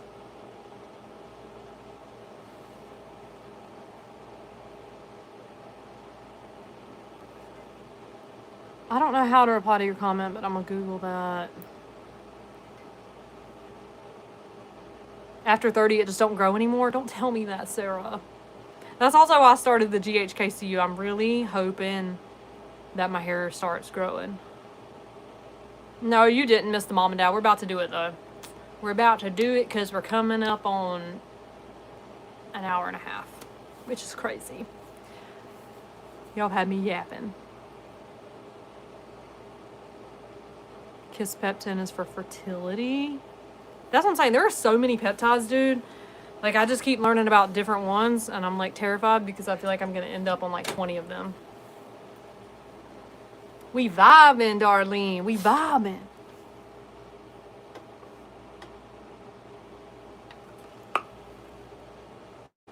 Remy. Remy. Hello, Remy. Excuse me. Go to bed. It's past your bedtime. Chop, chop. Let's go.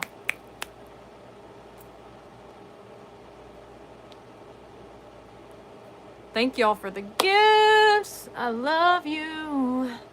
Your skin is glowing. I want to try them. I do have makeup on today, though. So I don't know if... She rolled up on me over there while I was working. I was like, dang, girl, where'd you come from? You know why? Shit. I know, because I look homeless 6 out of 7 days a week. So when I get dressed up, he's like, damn, I think I love you.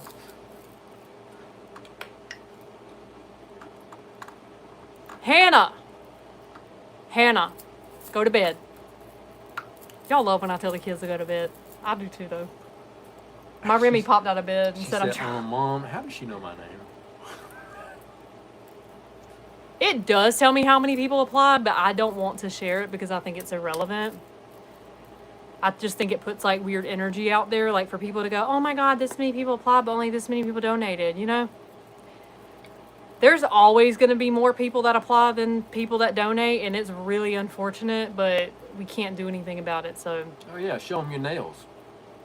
Oh, I know. Need something look different, no nails. Y'all haven't even asked me to see my nails today. I'm offended. Look how shitty these look. Look how bad my skin. This is why I have to keep nails on, because I will pick at my fingers. They were coming off, and I didn't schedule my appointment with my nail girl. And I just pulled them off. And they were so long and so beautiful. They were just so pretty, wasn't they? Mm-hmm. They were. They were long as hell. Mm-hmm. And it just... They were longer than mine. Why did I bite them off? I think they were, you said they were going to do it anyway. They were going to break. Yeah, they were breaking. They were, like, super fragile. Real I couldn't. They kept catching. And I was laying in here in my bed watching The Ultimatum. And I just, oh, my gosh. And then I pulled them off my toes, too. Y'all know I had my little pedicure last week. I pulled my toenails off. All the freaking gel polish. It was so much fun. And then when I got done, I was like, oh, why'd you do that? I love that you willingly showed them the claws.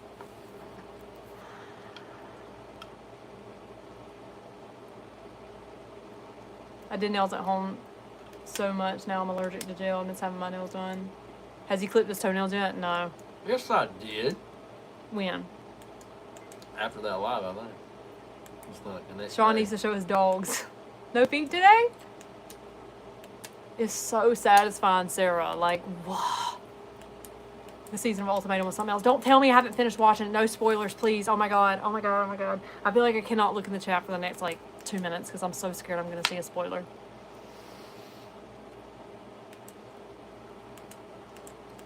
Any spoilers?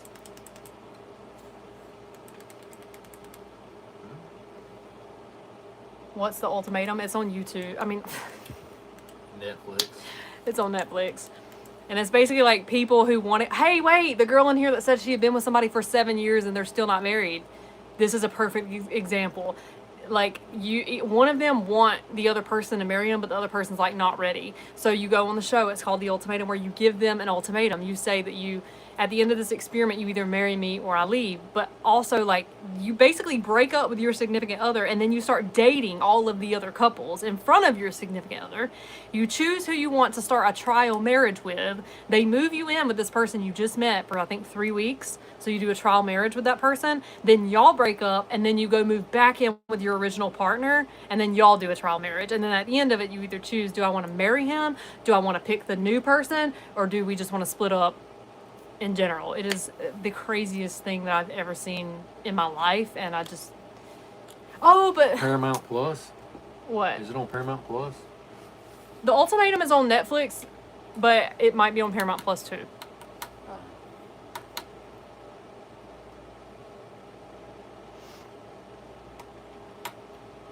It's crazy. It's like crazy. I honestly watch it for the drama and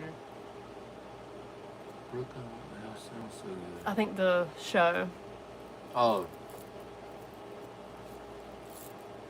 It sounds good. Or I watch it for the drama for sure. It's just crazy. Like I just watch it and I'm sitting there like I could not even fathom doing this. She was watching, I was like, nah, I ain't watching this shit. It's just crazy. I just cannot even wrap my head around doing that. Like if I get to that point. Let's just stop. No, I haven't seen Sneaky Link. Yeah, it's like a wife swap. It's crazy. It's crazy. But then some of them, like, they don't even make it to the trial. Like, before they even choose the partner, they're like, no, I don't want to do this. I'm ready. And then they propose. And they're like, won't even let you go to the trial marriage. And that's cute. That's the point. I feel like it would be awesome if that happened. But, like, with all of them, but it doesn't.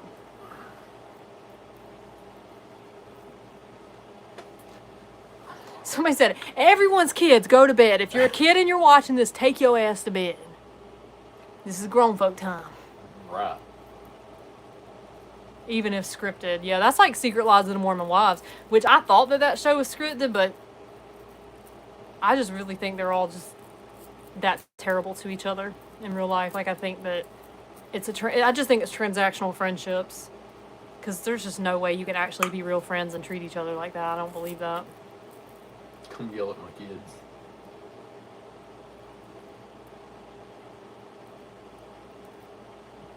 Partially scripted. Yeah, I think it's probably a little bit. Welcome, Wesley. Who's Wesley? Welcome.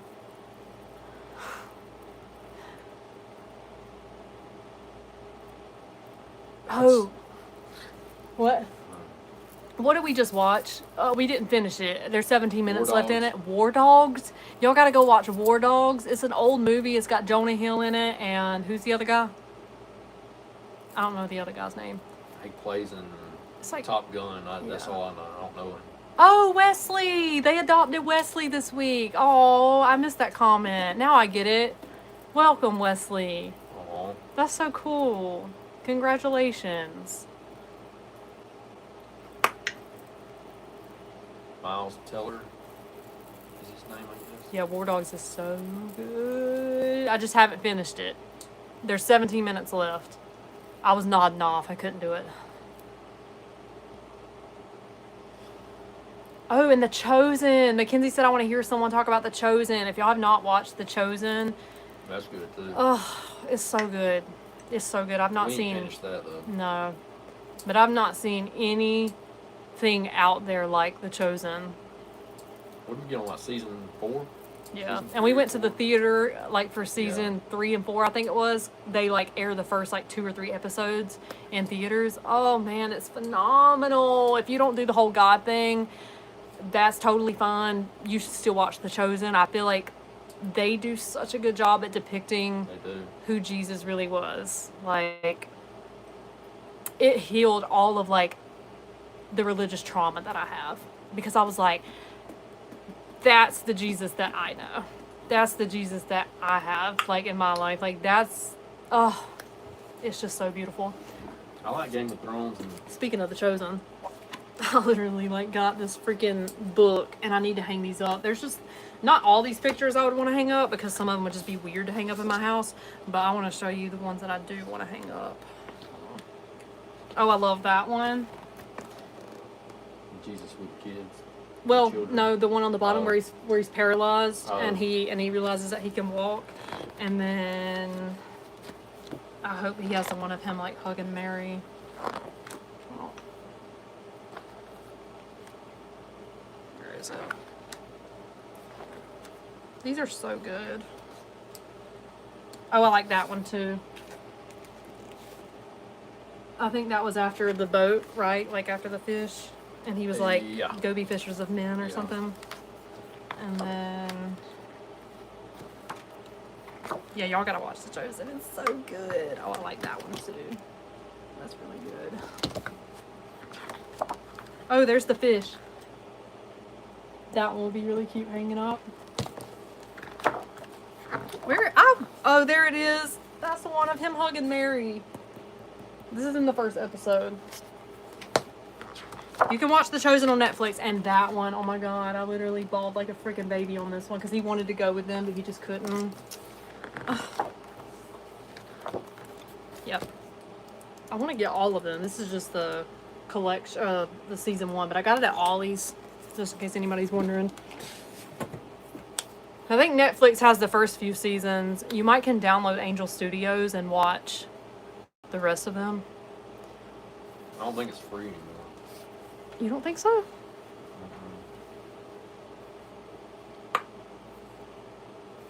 I got it at Ollie's. You might can get it from like The Chosen's website or something too, though. It is a rewatch type show. Yeah, I've watched the first season a few times. And I will say, like, the first episode is very slow. It took me like 2 or 3 times of trying to watch it before I finally got through it. But get through it, because like once you get to the end of episode 1, that's whenever it just like takes off. There's like, it has to go through that slow storyline part. And it was really great for me because I didn't grow up reading like Bible stories. I didn't grow up in Sunday school, and he did. So I felt at first, I was like, I don't know anything about this. Like, I feel so lost, but it doesn't, you don't even have to know about the Bible or the stories to get something out of The Chosen.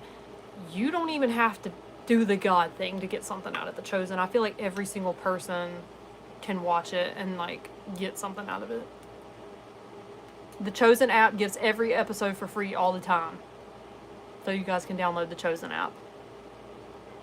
And it's free.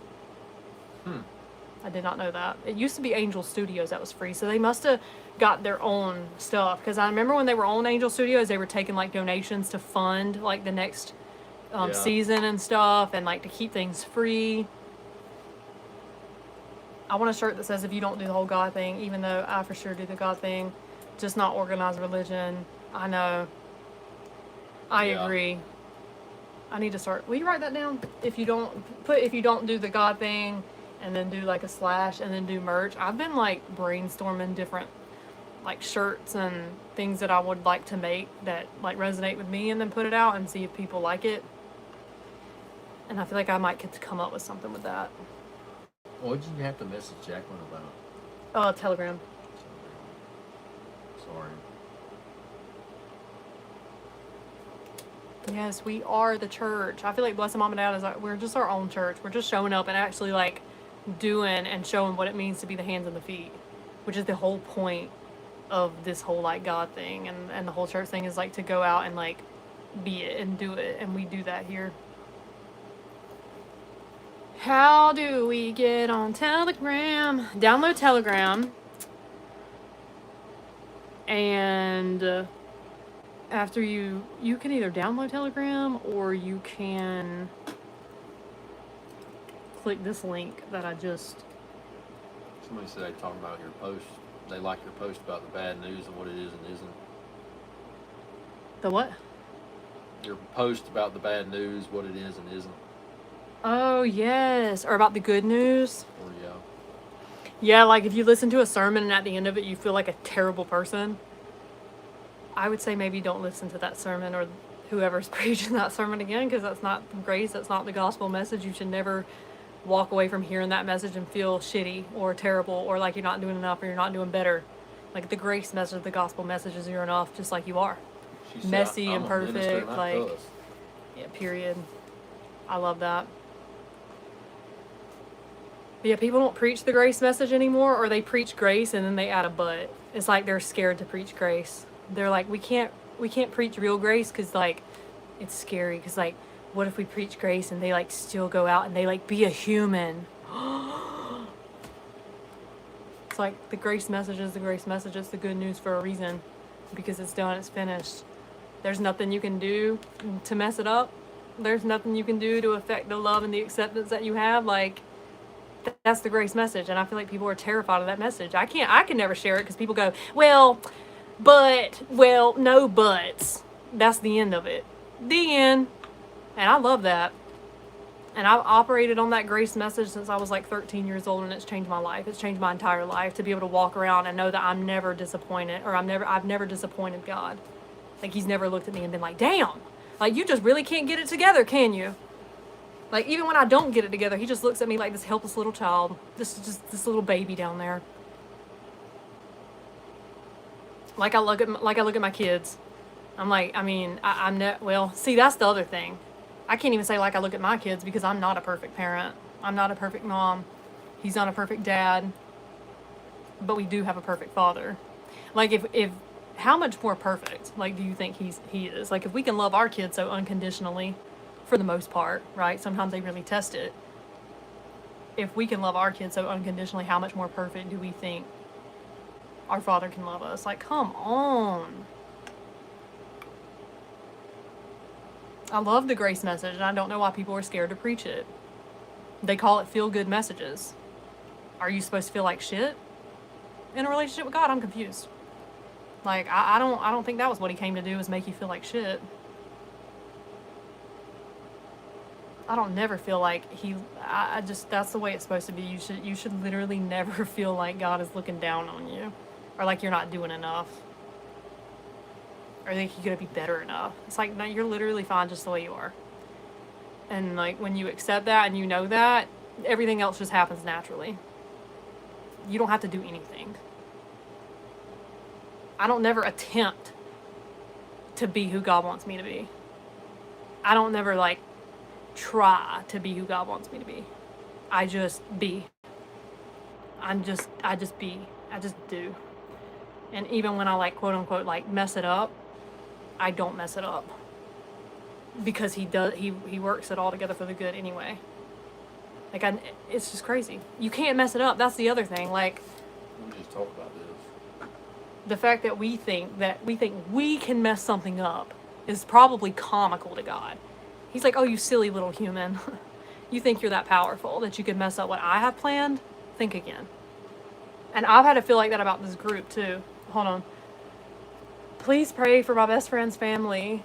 Her 14-year-old grandson was riding an e-bike and ran a stop sign. He was hit by a car and passed away yesterday. Oh my God. That is so devastating. I've had the e-bike things. Is that, we were just talking about that? Yeah, remember we were in Hira going to Fancy Girl Farms. And seeing one crossing the road. And wasn't even looking, just yes. I remember that now. That's dangerous. I've been hearing a lot of dangerous stuff about those. Yeah, we're praying for y'all's family. That's awful.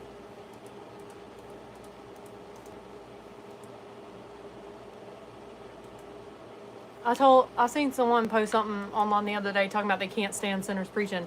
Well, I just think it's funny that we still call ourselves sinners, because God doesn't call you a sinner, so I don't know why we do it. Like, he said, you're a saint now. You can't be a saint and a sinner. So I don't even understand the sinner mentality. I really don't. You can't be both. And according to Scripture and according to God and, the Word, which is what we're told to go back in, He's not calling you a sinner. He's not referring to you as a sinner. You're a saint. You're perfect. You're righteous. I don't know how you can be that and be a sinner.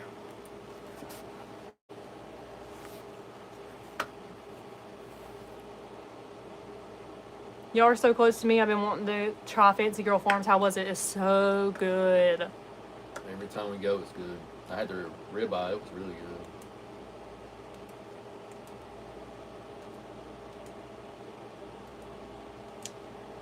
There's no perfect parent. There are only parents perfecting their parenting. See, that's a late comment, but facts. You can't change God's will. That's something we can always bank on. Love that. That's what I was saying, like, with the group. Like, sometimes I'm like, I have just fucked up this whole thing. Like, this whole Blessed Mama thing, I've just totally ruined it. Like, I made so many mistakes. I've changed things so many times. I've gotten it wrong. I've, like, done all of these different things. And then I have to remind myself, like, the fact that I think I could mess up something that's literally God ordained. He's laughing at me. He's laughing at me. Like, you're not going to be perfect. Why did you think that you were going to do something and be perfect at it? You're crazy. Like, you're going to mess this up so many times, and you're just going to keep showing up, and I'm going to take everything that you messed up and I'm going to use it, and we're going to make it better. We're going to perfect it. But I've stressed all the time in the past, like, 2 years about this freaking group and this movement and how, like, I'm messing it up. I'm not doing it justice. Like, I've thought about, like, quitting because I'm just like, it's just not, I don't know. It's just crazy because the fact that I think I have enough power to mess something up that, like, God's called me to do is dumb.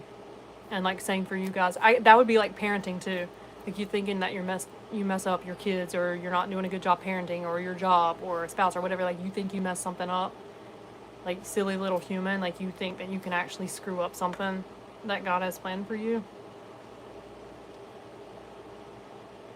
I went to church once and they expected me to apologize to God. I was like, I'm following his plan. What do you mean? I love that, Kelsey. The amount of times I kept myself going like, I'm sorry, God, and then I have to go, why am I apologizing? Like, number one, you already knew I was going to do it. You're an all-knowing God, so they say. So you already knew I was going to do that. I don't know why I'm saying I'm sorry when I'm already forgiven anyway. It's like that whole, I've heard this theory that, like, when you do something and you keep going back to him, you're like, I'm just so sorry, like, I messed this up, and then you go back to him another day and you're like, I'm just so sorry. He's like, why do you keep doing that? Like, I've already forgotten about it. I don't even know why you're continuing to say that you're sorry, because it's already, like, out of my head. I'm not even worried about that.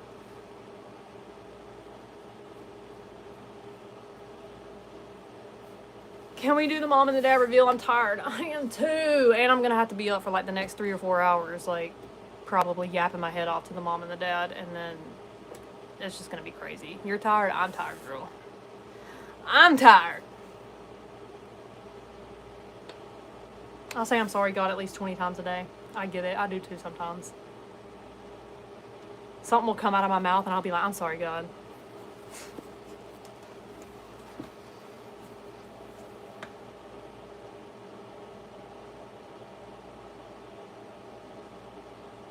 Oh, that's cute. I love that.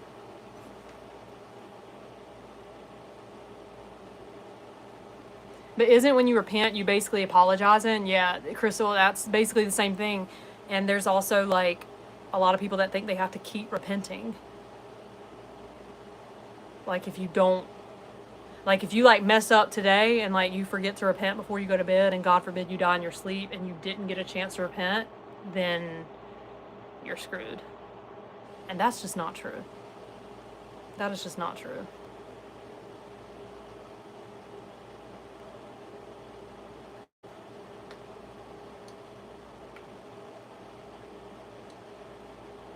I went to church once and the pastor told me I was going to hell if I didn't tithe.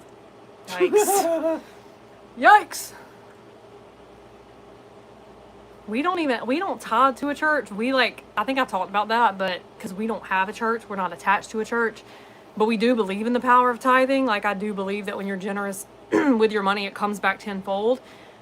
And we had to, like, work through that. Like, you don't need to tithe to a building. You don't need to tithe to a brick and mortar. You don't need, like, even if you're not a part of a church, just be generous with others. Like, be the hands and the feet.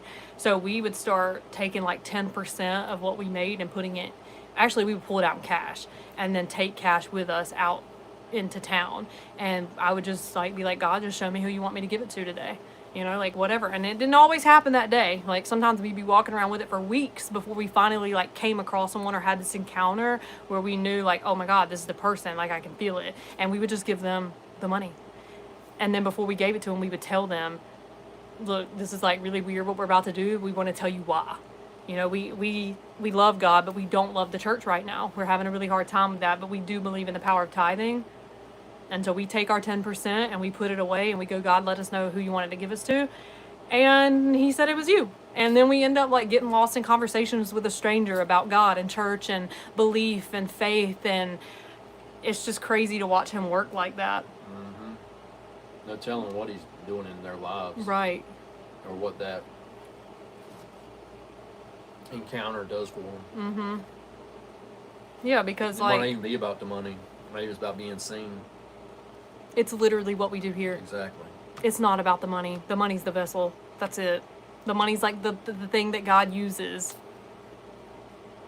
to get to them, like in a different way.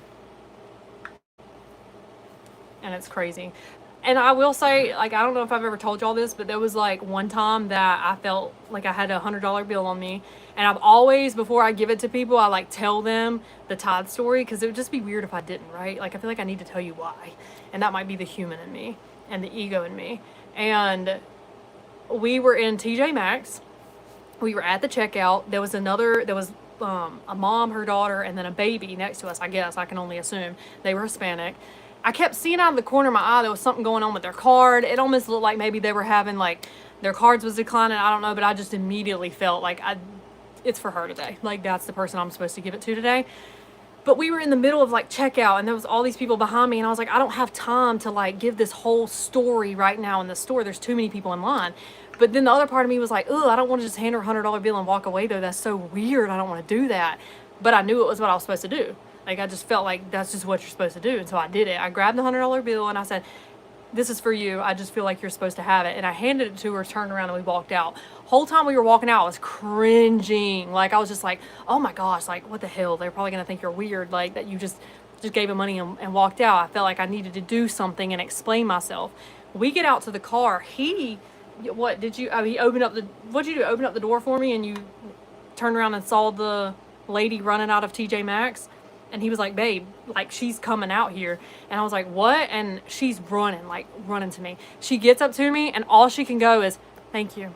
Thank you. I start, like, telling her the story. She don't understand anything I'm saying. She's like, thank you. I don't speak English. She don't know what the hell I was saying. All she knew was to say thank you to me. And when she left, actually, it wasn't even when she left I realized it was on our Real Raw God Talk that next week. I got on Wednesday night and shared it with everybody in there.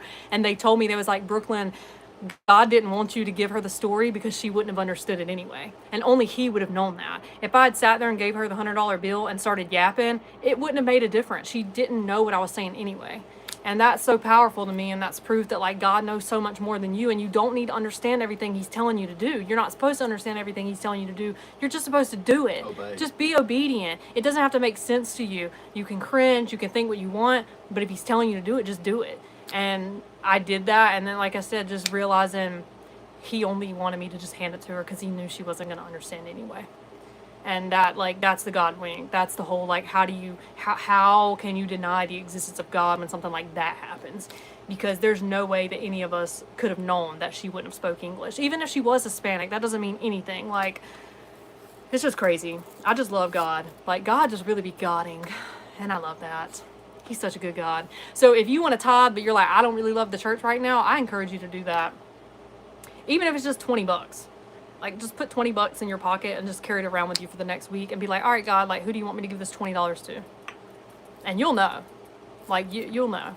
If you have to ask yourself, is it this person I'm supposed to give it to? It's not that person. Because you're going to know. We've had that happen a lot where I held money and I thought, like, I kept coming across different people and I was telling Sean, like, should I give it to them? Should I give it to them? And he's like, I don't know, babe. What do you feel? And I'm like, I don't know. Like, I don't know. And he's like, well, then don't give it to him. You'll know. You'll know. Mm-hmm. You're going to know. We had went to Valdosta to eat that day, and we had money, and we went to take the boys to get a haircut, and I really vibed with the girl that cut their hair, and I thought about giving her the $100. Like, and I told him when we left, should I have given it to her? And he was like, I don't know, but I feel like you'll know. Then we went out to eat at Tokyo, or like a hibachi restaurant, and I was like, should I give it to the waiter? Like, is it supposed to be for him? And he's like, I don't know. Like, what do you think? And I'm like, I don't know. He's like, well, if you don't know, then it's not him. We stopped at Circle K on the way home. The last stop. The last stop on the way home. There was a man sitting out front of Circle K, and y'all stayed out there? He was just talking to the boys, just being nice. Yeah, but I walked in. Yeah. So we went in and came out we had to pee. Yeah. And I was on crutches, and so I was like slow. And he started talking to Braun or Brooks, and Braun was like just talking to him and just being nice. And he wasn't homeless. He wasn't. Uh-uh. He's just a man just sitting outside of Circle K. He was waiting on a ride, I think Mm-hmm. is what he was saying. And he was just being, Just friendly. just being friendly. Just being and friendly. Braun was being friendly back, and Brooks was talking to him. They were just. He was like, Braun got in the car, and he was like, "Daddy, we should give him some money." And I'm like, "You think so?" And then I was still in the car, and then you. I came didn't know out. they had that conversation. Yeah. And then, like, when I came out, as soon as I walked out of the door and I saw, like, Braun and Brooks and Sean, like, around him talking, I don't know, as soon as I saw them, I was like, it's him. It's him. And I, like, walked over to Sean and I, like, went beside him and he was like, you want to give him that money? And I was like, I was just about to say the same thing. Like, I just wanted to make sure. So both of us knew. And then I went to the car and gave it to him. Turns out him and his wife were going through it that night. They were fussing. They were arguing. She wouldn't come pick him up. He was sitting outside of the Circle K, just like going through it. He had mentioned he is careful with us and that matters. I remember this story. What else did he say? He ended up crying. Like, he started crying. We taught him. We for sat like with him, like, an we hugged hour at him, least. sat outside, Yeah. talked. Like I said, his wife wouldn't pick him up, and they were just going through it. And then I think later that day he mentioned, like, a food truck, that he'd always wanted to start a food truck business, which Yeah. I told Sean when we left, I said, I want to make so much damn money that when I come across people like that, because we didn't have, we had $100. It's like all we can do. But when you hear stories like that and you know that, like, God's stopping you in your tracks to, like, speak to somebody, and then you hear that, I'm like, damn, dude, like, if I was loaded, I'd be like, let's go get a food truck. Like, let's go get a food truck, So, but it was awesome. Like, it doesn't have to be a lot. I think that's the beautiful thing about Blessed Mom and Dad is it's like the power of $2. You give $2 and you think it's not going to be a big impact, but when thousands of us give the $2, it makes an insane impact on these families. And the realistic thing is, like, most of us don't have a lot and we want to do so much, but we feel like we don't have enough. And so that's the idea here, is that we don't need a lot. We don't need a lot of money. We just need a lot of people to come together. And then, like my post said earlier, we can make billionaire impact. Like, we don't need a billionaire to write the check. We just need thousands of us to band together and we can make billionaire impact. And then the billionaire doesn't get the credit. We do. We get the credit. We did that. I missed this earlier. Somebody said, are we still doing the Real Raw God Talk group? I've been saying yes, that we're going to start it back for the last month, and I just haven't yet. I don't want to, but I know I need to, because I don't want to have to run another group. I don't want to have to. That's the selfish part of me, but I feel like I need to do it because these are the kind of conversations that I think I enjoy having. So, but it's called Real Raw God Talk. It's on Facebook. You guys can look it up. We usually hop on a Zoom call on Wednesday nights and we just talk like this,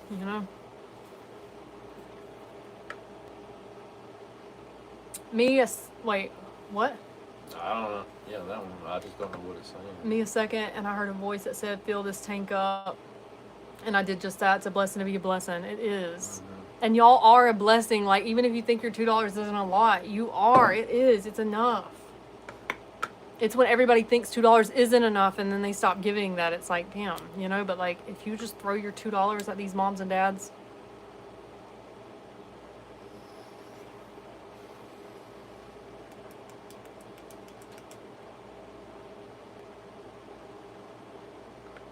I have a hard time giving money to people because I gave $20 to a guy that needed gas and instead he went to Walmart and bought a lighter for who knows what.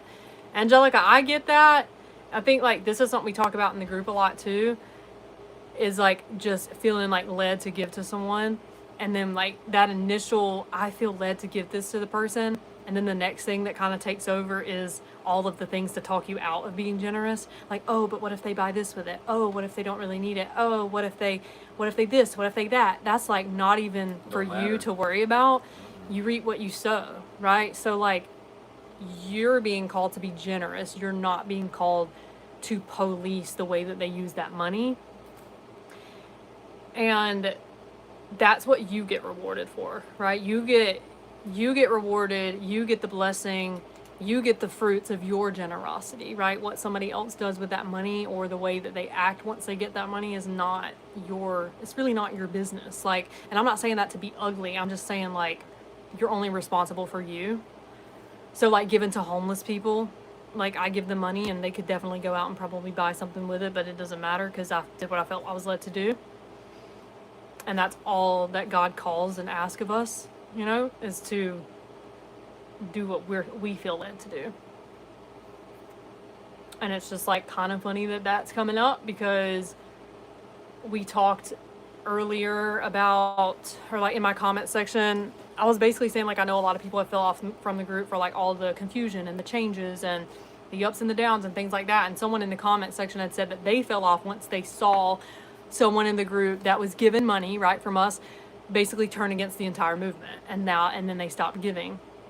And whereas I like understand that and I can empathize with that, you can't let somebody else's like hardened heart harden yours. Like, we have to be good even when other people aren't, right?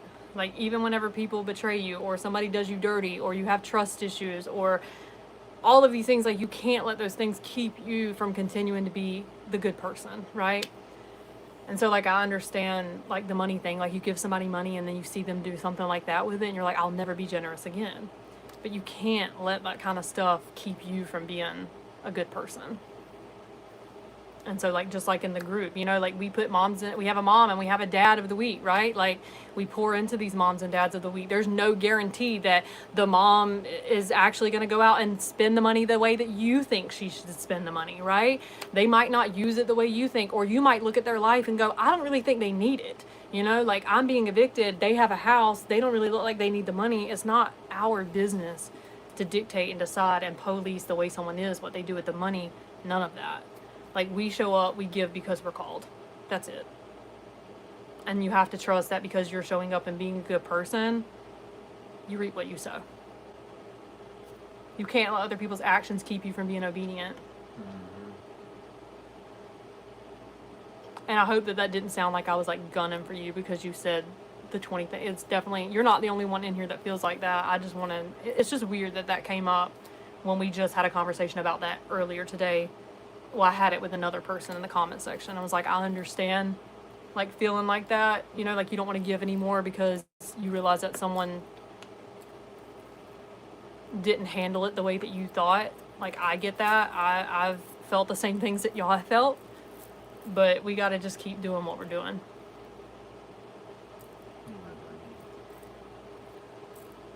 That one.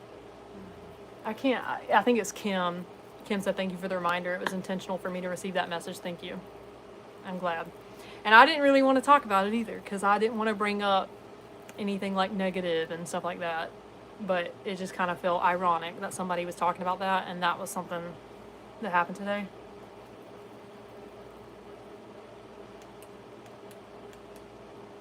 We have a man, veteran, both legs gone. Everyone in this town is snobby and hateful to the homeless. My heart was so led to feed him and pay his stay in a hotel. He cried and thanked God and prayed. I love that, Jen. We lived in McClenny, Florida. Like, how long ago was that? 18 to 20. Small town. And I was, like, in a group for McClenny, and there was a girl, I guess, that was in there, and she was asking for help, like, asking for somewhere to stay. And everybody in this town was, like, in the comment section, basically just, like, belittling this girl, and nobody wanted to help her. And there was, like, a few people in the comments that did, and we ended up getting together and collectively, like, getting her a room for a few nights. And then I went through, like, my pantry and got a bunch of canned goods out, things like that, some clothes, like, because I'm pretty sure she said she was homeless. But all of the people on the post was basically saying, like, she's just going to have parties in the hotel and all these different things. And I was like, I just don't care. I mean, even if she does, I did the thing I felt led to do. And if she has a party in the hotel, like, there'll be repercussions and consequences for that. But that's not my business. I gave $20 to a lady in Walmart once, and she cried thanking me. She said she was debating on stealing a frozen pizza to feed her 2 kids. That money allowed her to buy groceries for 4 days instead. Wow. Wow. And Mildred, had you not given her that $20, she probably would have stole the pizza and then went to jail and been without her kids. Talk about a freaking lifeline. And then the kids would be in the system where they wouldn't have a parent. Like, dude, you just got to be obedient. You gotta be obedient. And it doesn't have to be a lot. Planting seeds. Yep. Exactly. Chain reactions.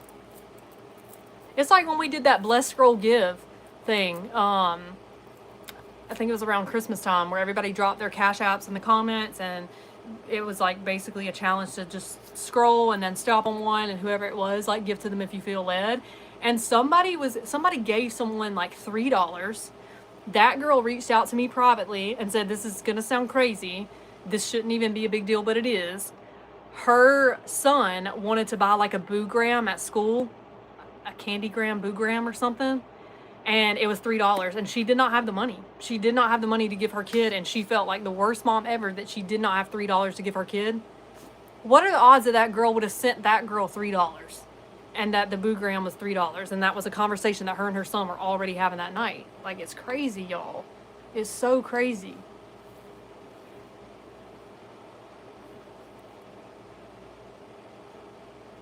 I'm literally in tears. God makes these conversations happen. He absolutely does, Trisha. Mm-hmm. Yes, everybody's like, I remember that. Like, that was crazy, dude. God be Goddin'. I'd love to do another Scroll Stop Give. That was like, oh, that was so awesome. And that wasn't even the only message I got. Like, there were so many messages of people being like, somebody just sent me $5, and they're talking about how much that $5 meant to them. This is why, like, go ahead, babe. I like that. Bless it forward too. What? Like going through drive-throughs and. Oh yeah, like pay it forward. Yeah. Mm-hmm. Pay it forward. Yeah. Shelly says someone sent me 10. That's the thing. Like, we think that it's got to be so much, and it doesn't. I see people all the time in the comments like, so the whole idea here, y'all. The whole idea here is just $2. Okay, that's it. We don't ask for you to give any more than $2. That is it. And I see so many people in the comments that go, I just gave $2. I wish I could give more. Why? Why do you wish you could give more when we know and we've proven that $2 is all everybody needs to give? $2 is enough. It might seem so insignificant to you, but it's not. It's freaking not. And if you can scrape up 8 quarters this week and give it to our mom and dad, you are making a big freaking impact. When you give it, you might think, this is chump change. This is stupid. My $2 is not going to make a difference, but it does. It really, really does. You've got moms out there who just want to buy boograms. You've got moms out there who just want to buy Tostino's pizza. Okay? It's enough. I like when we did the Amazon business list to purchase the item to help the small business. Did we do that? I know we did a Bless a Business. Did we have somebody drop that? God, I can't even remember that. Probably because when we were doing all that, I was literally like in fight or flight mode. I do not remember a whole lot of those months. I won $1,000 on a scratch off at Christmas, and the Lord put it on my heart to give it to a family in need. It was so hard to do, but I know my boys will never forget it.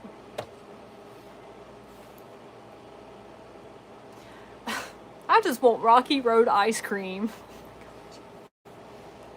Yeah, I knew we did Bless a Business, but I guess I can't remember the Amazon wish list. Who did? Oh my gosh, it was, oh my gosh, what was her name? She had the bakery, the business. Like, she baked cookies. Yes. Wow. Y'all, look at our kids. We just went there and took a picture of them. Gone, boy. That is so cute. Did you turn off the light? No. They've been on a water slide all That day. sun got to them too. Yeah, and they're sunburned as hell. Could we do that again, Letty? Wait, which one? The Bless a Business? I would love to do that again. I will say we do have the business spotlight in our private chat. I'll have to sit down and like brainstorm how to do it like in the public group and how to do it without taking away from the mom and dad. I think that was the thing. Like, the reason that we started the Bless a Business in the group, like physically in the group, was because our mom and dad of the week was halted. And I wanted to do something. Like, I was like, I cannot just not do something. Don't read it. Yeah. Yes. Mm-hmm. Any of them. I know. It's so crazy though too, because like just given that everything we've talked about.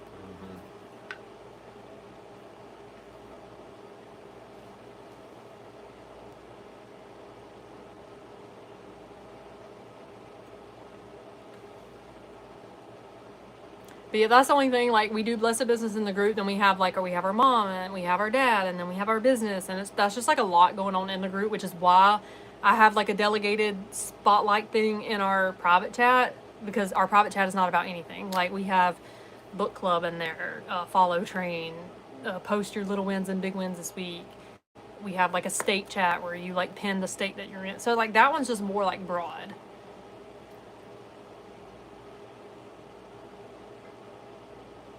And we have a prayer chat. I forgot about that. I know, Dominique. We're about to go. We need to get this going. I told Sean that last week. I said, I think I do need, I love to sit on here and like yap with y'all, but I really do want to get to a point where it's like, all right, I'm going to yap for about this long. And then once I see the time, I need to kind of start wrapping it up. Like, I could sit on here for 6 hours with y'all. That's why you need to do a live in the middle of the week or something. That's not Blessed Mom and Dad related. Yeah. Yeah. I mean, you can do it in the group, but not be talking about Blessed Mom and Dad. Like, just whatever. get on here and just yap. Yeah. If y'all go into our group, well, I have it pinned at the bottom of the chat right now, but you just need to download Telegram and then get into that channel. The channel is a one-way channel, so you can't type in there. You got to scroll all the way back up to the top, and I have like the private chat info. The long lives are so good. I love them. I like them too, Jessica. Somebody said just start at 8 instead. You know, so they were saying earlier, like, go live early, like, just to hang out with the people that are already there and, like, want to chat and stuff. I mean, I could. Good. I mean, really. But then I don't like the fact that I have to start at 8. I kind of like starting at 9 because the boys are winding down like that. If I start at 8, I'm in the middle of pure fucking chaos in my house. Like, 8 o'clock would be crazy for me to, like, just leave everybody and both of us to just leave and come in here. You could open your P.O. Box packages like you used to and have a live that night. That's not a bad idea. Yeah. Y'all want my P.O. Box back so bad, don't you? And I need to do it because I only took it down because I was being a little people pleaser. And I was being a people pleaser for the people that literally did not matter. So I need to put that back up.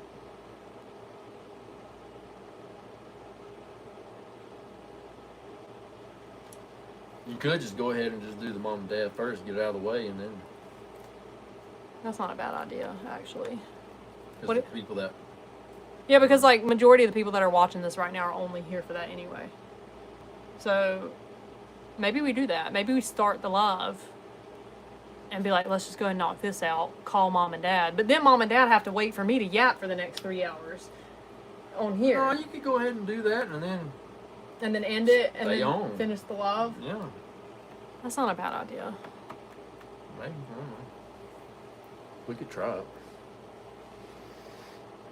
But then people won't stay. I know, Letty, but also, like, if they don't want to be here, I don't want them to be here. And I'm not saying that to be ugly, but it's, like, really, though. Like, I've always said that from the get-go. Like, if you don't want to be here, I, like, genuinely ask that you don't be here. Because it's just no bueno. It's no good for nobody. You don't want to be here. It's bad energy. Like, pick, call them, then questions, etc. Rachel says she likes the anticipation. Rachel, you probably want the code word back too, don't you? For funsies. Does it matter if you're in the live or no? No, because I call you. And we're about to do that. I have a prayer request. Good thoughts and vibes. Life is really trying us. We were about to buy a house. Our daughter's brain cancer needed to start chemo again. We've been going through this since 2022. Oh my gosh, Mary. I hate that for you guys. Y'all lift Mary up in your prayers tonight. And her daughter.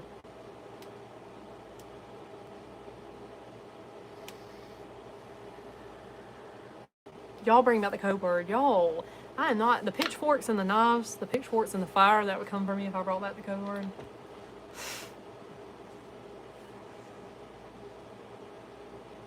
I miss the code word era. Y'all are so funny. I'm dead. Yes, I know the testimonies. I love them. Okay. What the hell is Unk Alert?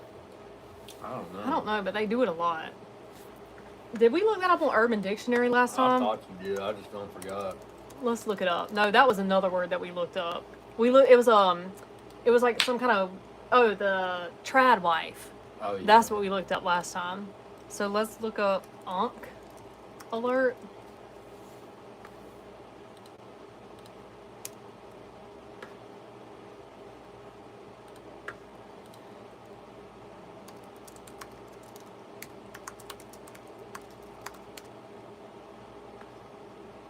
Dang, is it something like nasty or something? Because my can I see your phone?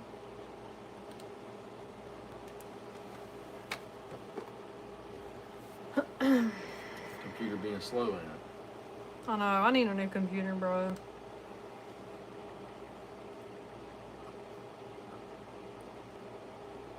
Uncler is internet slang for uncool, old, or out of touch. Damn, are y'all roasting us with gifts? Used by younger generations to jokingly warn or point out when someone acts older than their age or wears dated styles.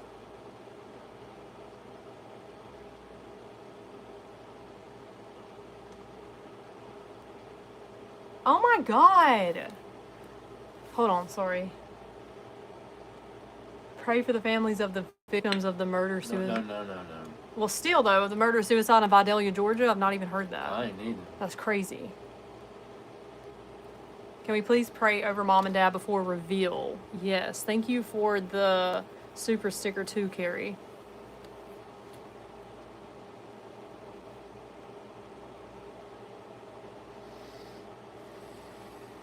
It's the bruh for me because I'm like, can somebody explain Unk Alert for real, though? Is this really what it means? Are y'all literally buying stickers and roasting us at the same time? Because that's crazy. Do it again. That's just the first sticker that pops up. That's so weird. Alright. It even said like pedo on there, so that's why I was like, it's like they're talking about Sean. Maybe my stash.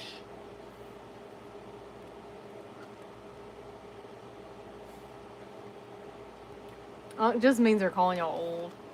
I'm freaking dead.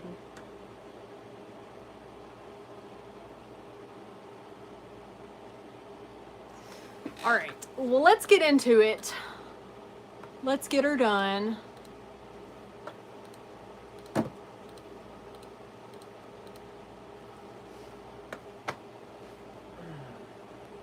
Not buying stickers and roasting you at the same time, I swear.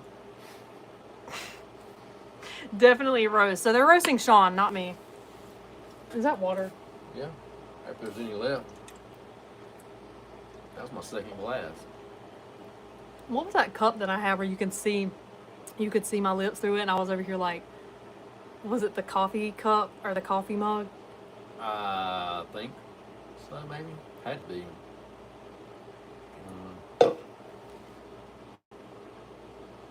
If you want in the Telegram chat, it's pinned below.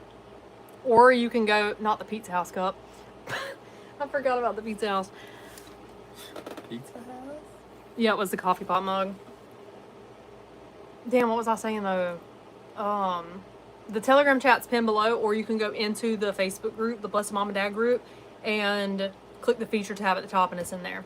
So we are about to talk to God really quick. I am about to literally say a prayer in front of over 700 people, and I've never done that before in my life. And I don't pray churchy. And this is probably going to be the quickest prayer that you've ever heard, maybe. Or, I don't know. This is stressing me out, honestly. I want to do it. I know I need to do it. I know that it's good to do it. Like, I obviously pray by myself over the moms and dads. And I always trust that, like, God is choosing them. But to talk to God in front of over 700 people is a little intimidating. I'm not going to lie. I prayed, I think, one time on our Real Raw God Talk, and I almost shit myself.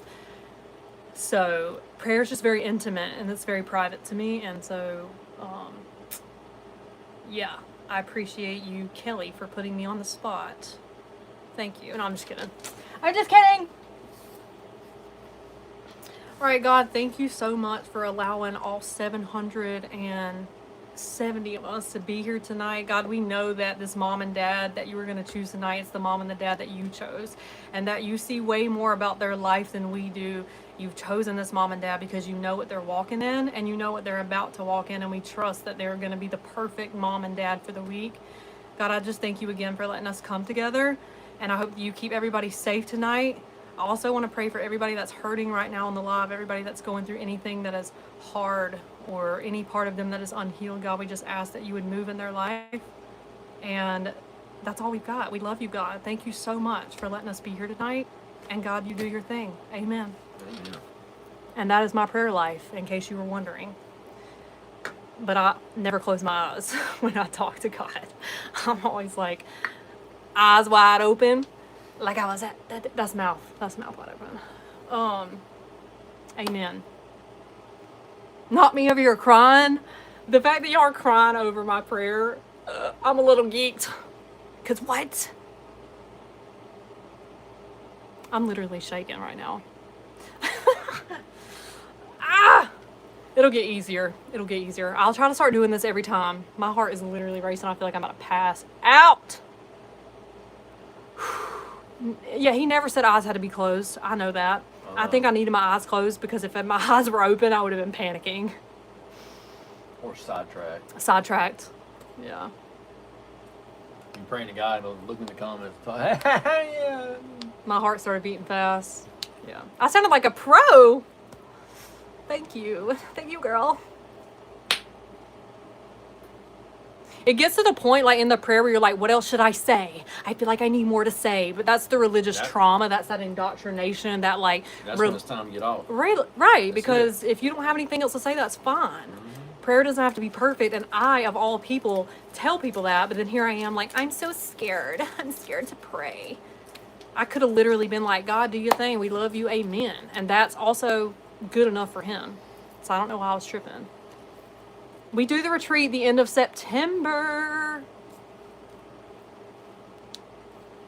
Oh, Jessica said I prayed with you for the first time in a long time. I love that. And if y'all don't do the whole God thing, that's totally fine. I literally said I almost shit myself right before I just prayed. So it's like it's fine. This is a safe place. Everything is fine.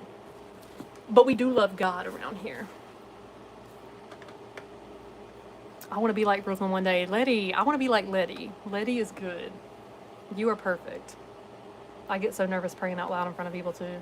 That's the first time I've ever done it, I think. Well, other than like on the Zoom call and a Real Raw God Talk, and I was stressed out. And they put me on the spot too. They were like, can we pray before we start? And I was like, try not to look at the comment. And then like somebody else, I think a few other people said it, and I was like, ugh, I hate this. But I did it. It's just because my prayers are not like churchy, you know, which is fine. Like God he wants you to be real.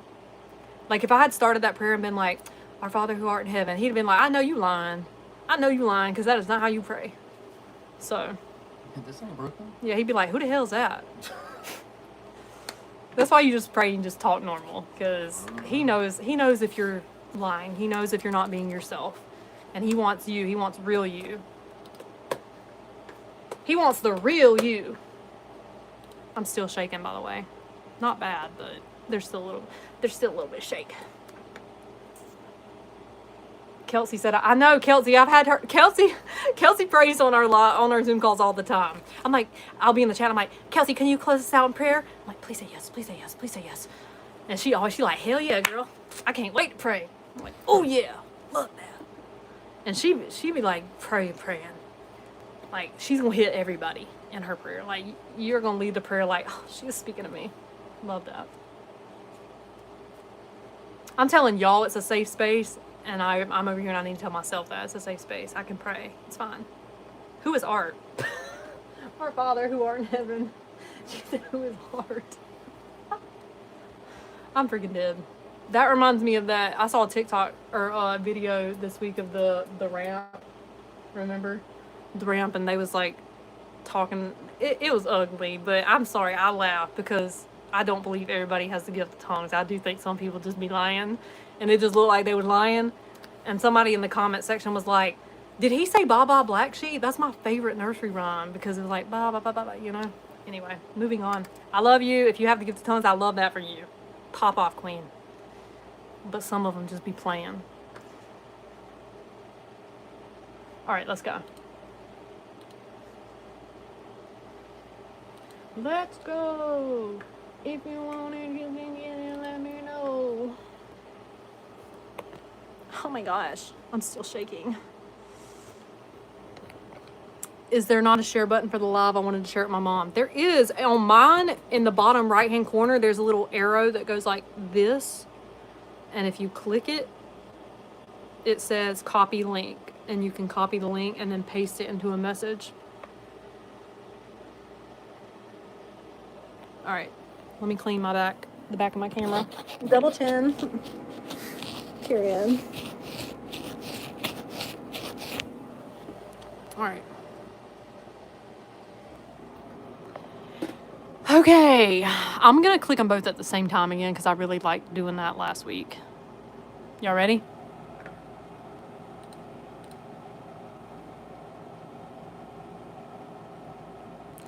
Okay, the mom is Savannah Burgess, and then our dad is Drew Jameson.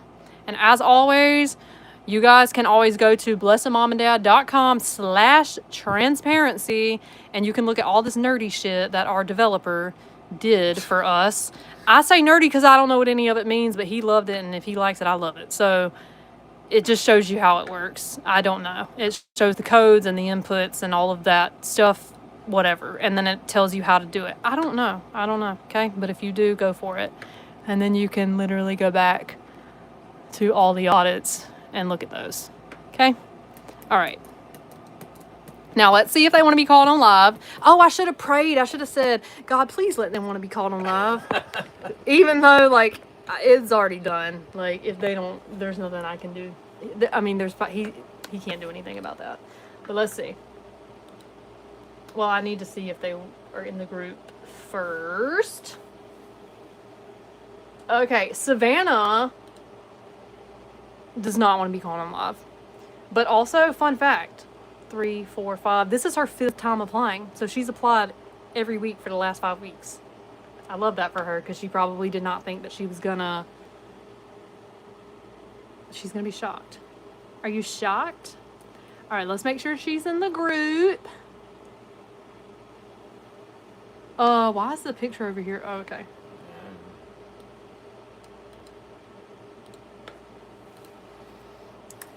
Yes, we check and make sure that you were in the Facebook group. You got to be in the Facebook group, okay? So if you're nominating people and they're not in the group, it's not going to work. Because if I can't see them in the Facebook group, we're going to have to pull another one. And I really don't want to do that. So please make sure they're in the Facebook group.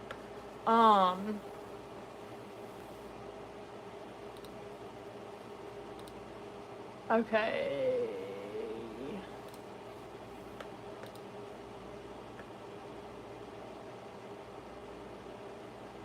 This is so much easier on the phone. I know. Gosh. I don't know, and I do that every time. I go on there and I'm like, and then I end up back in the group on the phone doing it. Y'all could probably do this shit faster than me. We need to have a delegated person do this. It could be you. Why are you on? You like to take control and just snatch the phone and go for it. You took my phone. There you go. Look at you. Look at that. Clicking the buttons. You're great.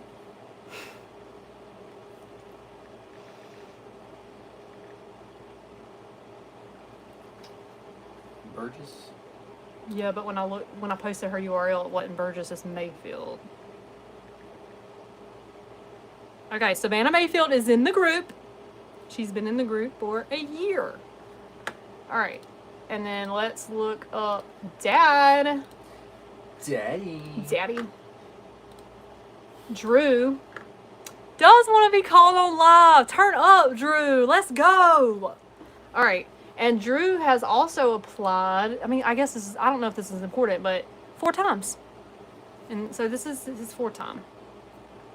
Probably not forever because before we took the break, we obviously, like we've been going. This is just the 4th time since we've been on our platform. Let's find Drew.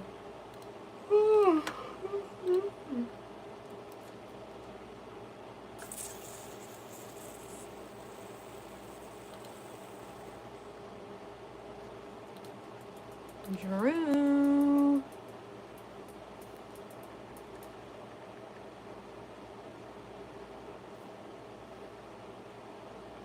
Okay, Drew is in the Facebook group.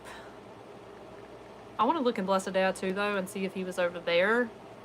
Because everybody's always like, oh my gosh, why's the mom and dad that get chosen? It's always somebody that was just chosen in the last month. So let me just see. Because yes, he's been in the Blessed Mom and Dad group for a month. But we also just merged, so let me just check the dad group. He's been in the dad group for 11 months. So he's been a part of Blessed Mom and Dad for a year. Sorry, those comments just really irk me. It's like, it's so funny how it's always somebody new. No, it's not. It's literally not. Okay. Petty Brooklyn, you can shut the hell up now. All right, let's call Dad. Mom doesn't want to be called. Let me message her just in case, because y'all know sometimes they're on the live and they're like, psych, just kidding, you can call me. So let me just message her, or open it up and see if she's messaging me. But I'm so excited that at least one of them want to be called on live. Let's go. Sorry. Took me out. My bad. Elbow. Drew's area code is 828. Do we have any 828 area codes in the house? Because I don't know where the hell that's from.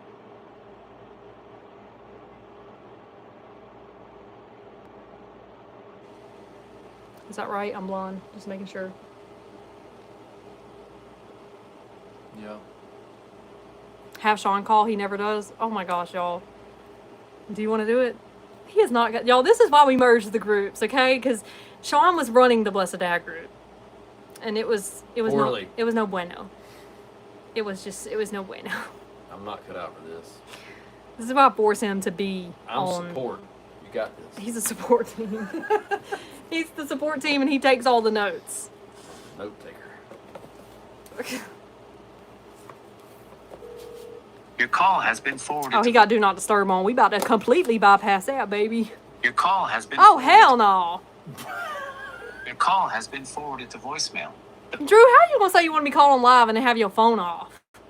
Also, plot twist, what if his phone's been cut off? Oh, that's him. I'm sitting here roasting this man and he's... Drew! Katie? Hello? What the hell? I called 3 times. I was like, there ain't no way he's got his phone off. And he told me I could call him on live. And then I started roasting you. And I was like, what if his phone is just cut off? Oh my God. Oh, we're watching you and Sean right now. Nuh-uh. Y'all been watching the live the whole time? Yes. She's like, go get your phone now. Wait, I can't hear y'all very well. Did your phone get wet today? Yeah, maybe. It sounds like it's in water. Or is that y'all's phone? It might be ours. We don't have good service here. Hold on one second. Hold on. No. What? It could be my speaker right there. You was sweating like a maniac know. today, so that's why I'm But asking. it looks like the holes are covered too. Can you hear us, Katie? Yes, that's so much better. Okay, I'm so sorry. So I had to take you off the speaker. Hold on. We were watching you. Holy crap. She's panicking. Oh my God. Hold on. I'll let you talk to Drew. Hold on. Hello. Hey, Drew. How y'all doing? I'm good. How are you? I'm doing good now. Yeah, I bet you are. I'm so excited for y'all. I know my wife is like just out of her mind right now. Oh my God. And y'all have both been a part of the group for a year, so I freaking love that.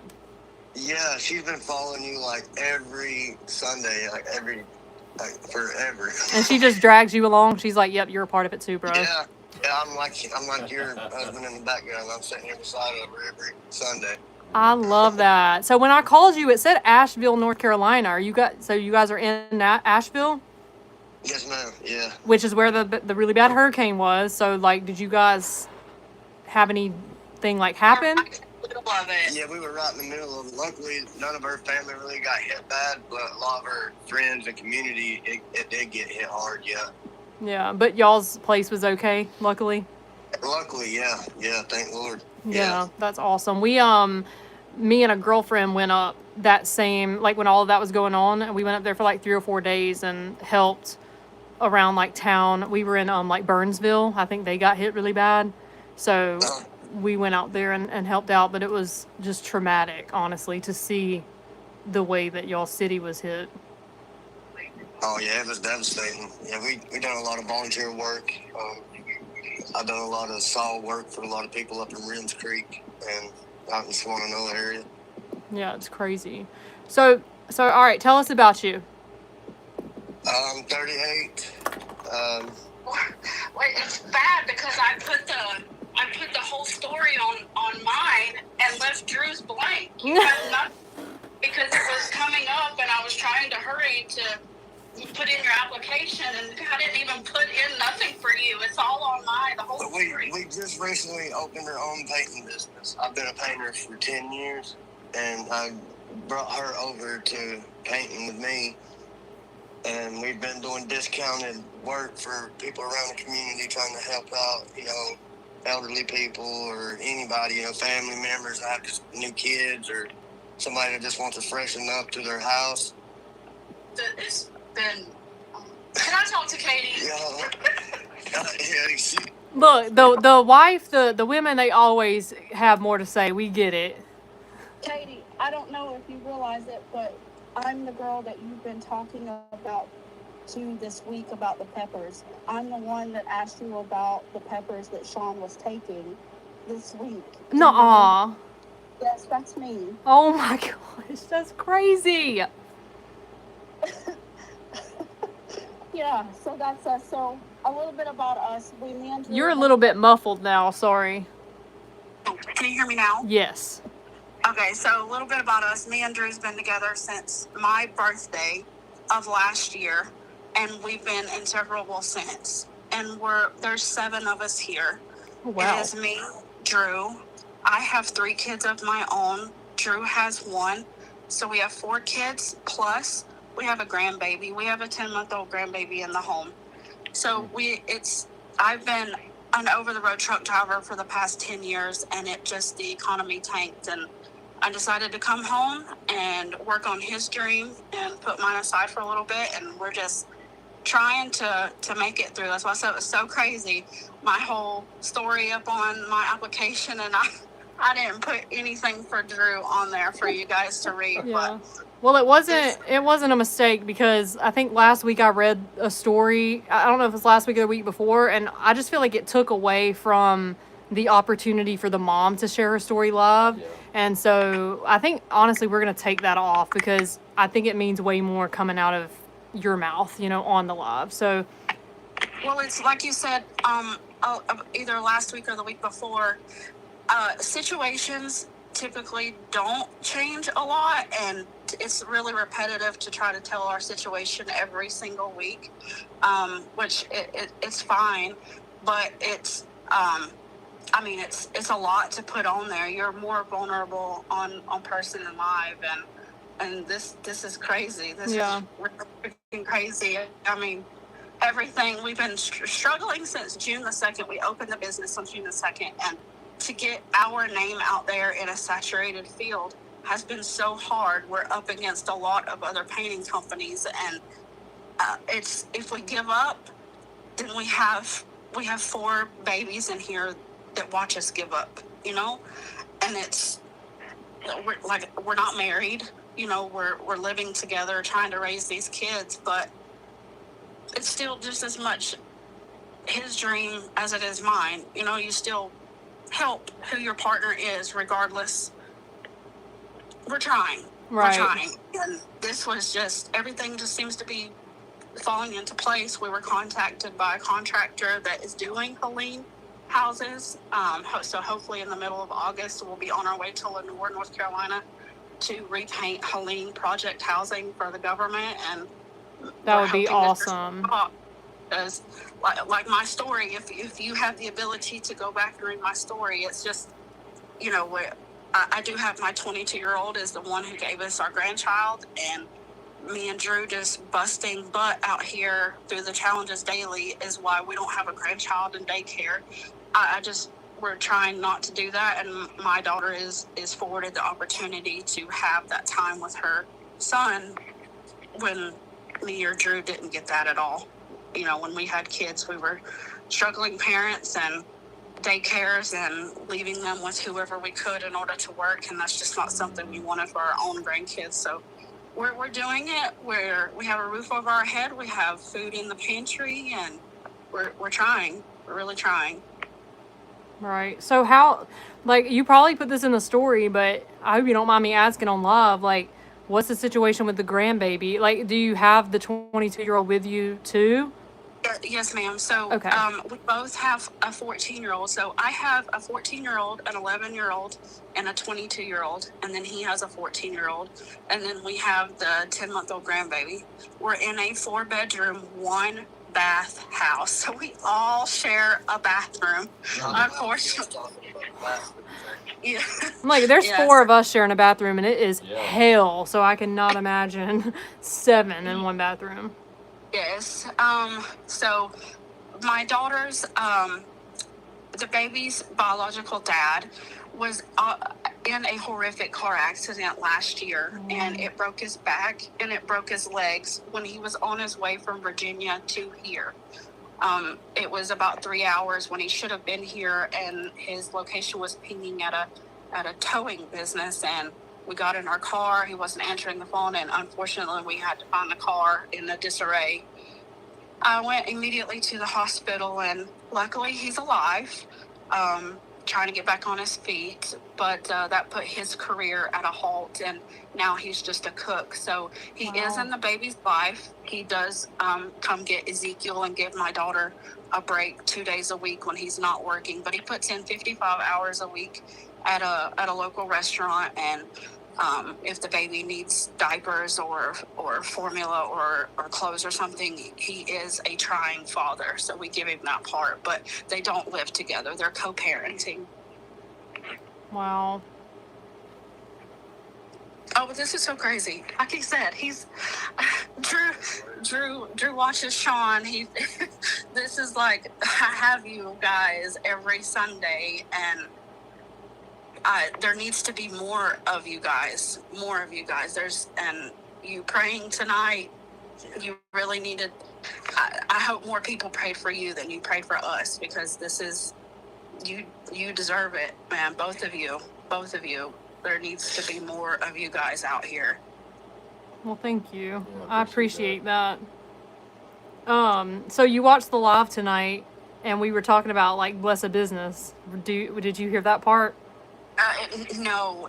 So we have a whack of a week, and I was sitting over here doing scheduling in my book, and I noticed that it was 11 o'clock, and I was like, oh my God, we've missed it.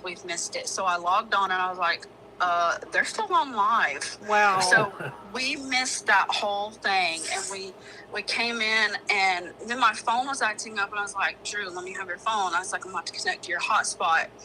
And I connected to the hotspot, and I was like, I seen everybody going, congrats. And I was like, well, dang, who are they congratulating? And I kept messaging. I said, Drew who? And then I was like, babe, I was like, is your phone on? And then you said 828, and nobody would answer me. Nobody was saying. You said 828, but I looked at her, I was like, you gotta be kidding me. Dude, I bet that was so surreal. I was like, and you said I've been on the thing for 4 months too? I was like, man. But when you tried calling, and I didn't know that his phone does that either, but because our phone numbers are on our business cards, we have to put that whole blocker thing, so it gets a lot of scam calls away. And then if they're really serious about needing a painting project, they'll let us know who they are, and then it just comes through. But yeah, we seen you cussing at us when his phone. We were struggling to call you back. We're like, yeah, she's like, Katie's cussing us. Hurry up, figure out your phone. I was like, what the hell? I was like, I know, Drew, you ain't got your phone off whenever, yeah. Dude, that's so crazy. Like, what are the odds that you guys weren't on the live, and then the minute that you hop on the live is like the very moment that you're like, wait, Drew who? Like, That's so crazy. Yeah, and none of the followers were answering me, and I was like, what? Somebody say something. And then it was 828, and then I was like, babe, I said, make sure your ringer is on, because it's going to be from Vidalia, Georgia. I thought you guys were from Vidalia. I did hear you mention about the murder-suicide or whatever, so I'm sorry about that. We haven't seen that, but he showed me. As soon as I said that, you called, and then it went to the voicemail thing. We can hear it on y'all's end. You could hear that it went to I bet y'all are freaking out. Like, oh my gosh. Yeah, we did. But I don't know I have no idea what to say at all. It's just overwhelming, because we've had a lot of support this week as far as getting work, and we've both worked for everything that we've got. It's not much at all, but we know the value of $1, and we've tried to push that onto our customers and just do what we can for whoever we can and help out that way, as well as just provide. That's all we're here for, is just to provide. Yeah.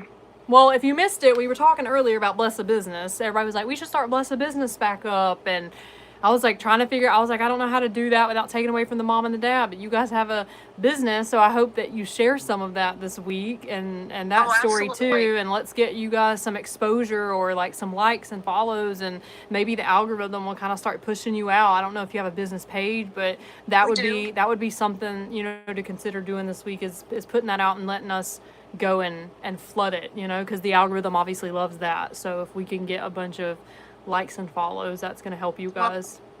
I've been following you way before, before everything that happened to you in the 6 months and the stuff, and you took a break. I've been following you since last year by myself, and I feel towards God like you do. I'm not sitting on a church pew every Sunday like I should be. I don't talk to him as much as I should, or as much as you. But we fall short like everybody else. We're not perfect, but your prayers were answered tonight.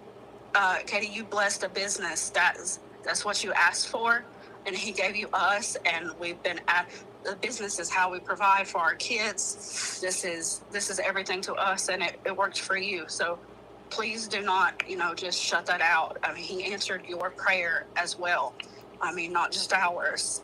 You blessed a business. You didn't bless us. You blessed our business. Oh, I love that. I'm so excited for y'all. So, you need to get Sean a cloth. He's really, really red. Like, get him a what? He's really, really red. He needs to go take a cold shower. I know, he took one earlier. That boy is fried. Well, we know you're from North Carolina. We know you have a business. We know you've got 7 people in a 1-bath, 4-bedroom home. Yeah. We make it. There's a lot of people worse off, and that's the way we look at it. There's a lot of people worse. We see it. We live almost in downtown Asheville. The homelessness around here, we try not to take it for granted. Everybody's one paycheck away from being homeless, and we're thankful for what we do have. We would like for it to be better, but we could be those people walking around downtown that we see on a daily basis. That's so true. That is so true. Yeah, it could always be worse. That was something when we went up and volunteered, I just couldn't imagine living there and having to see that every day, or all the time. That was very hard for me to witness just for the 4 days I was there. It wasn't. So for me, during Helene, the worst part was going. I had made it from Hendersonville, North Carolina, and my boyfriend at the time was from Burnsville, and I had made it out to Burnsville. Well, on the way back, Publix in Weaverville just happened to have their POS system up and running, and everybody was lined up outside of Publix to get food. And that was, I know how to provide for my children as far as driving a truck. I drive, I make money, and I make sure bills and the roof are paid, blah, blah, blah. But this really put me in a situation where it was horrible. So to put it into perspective, I was, you might as well just say I was a single mom. The guy I was with was just horrible. But sitting in Publix with your children and not knowing when you're going to be able to eat next because all the food is off of the shelves. And I'm looking around, everybody's in a frantic. They're standing around just grabbing stuff that didn't make sense, whether it was one loaf of bread or one jar of peanut butter. I knew that my daddy had left me before he passed away several propane tanks, and I had my grill. And so I just searched for things that I could put on the grill. Wow.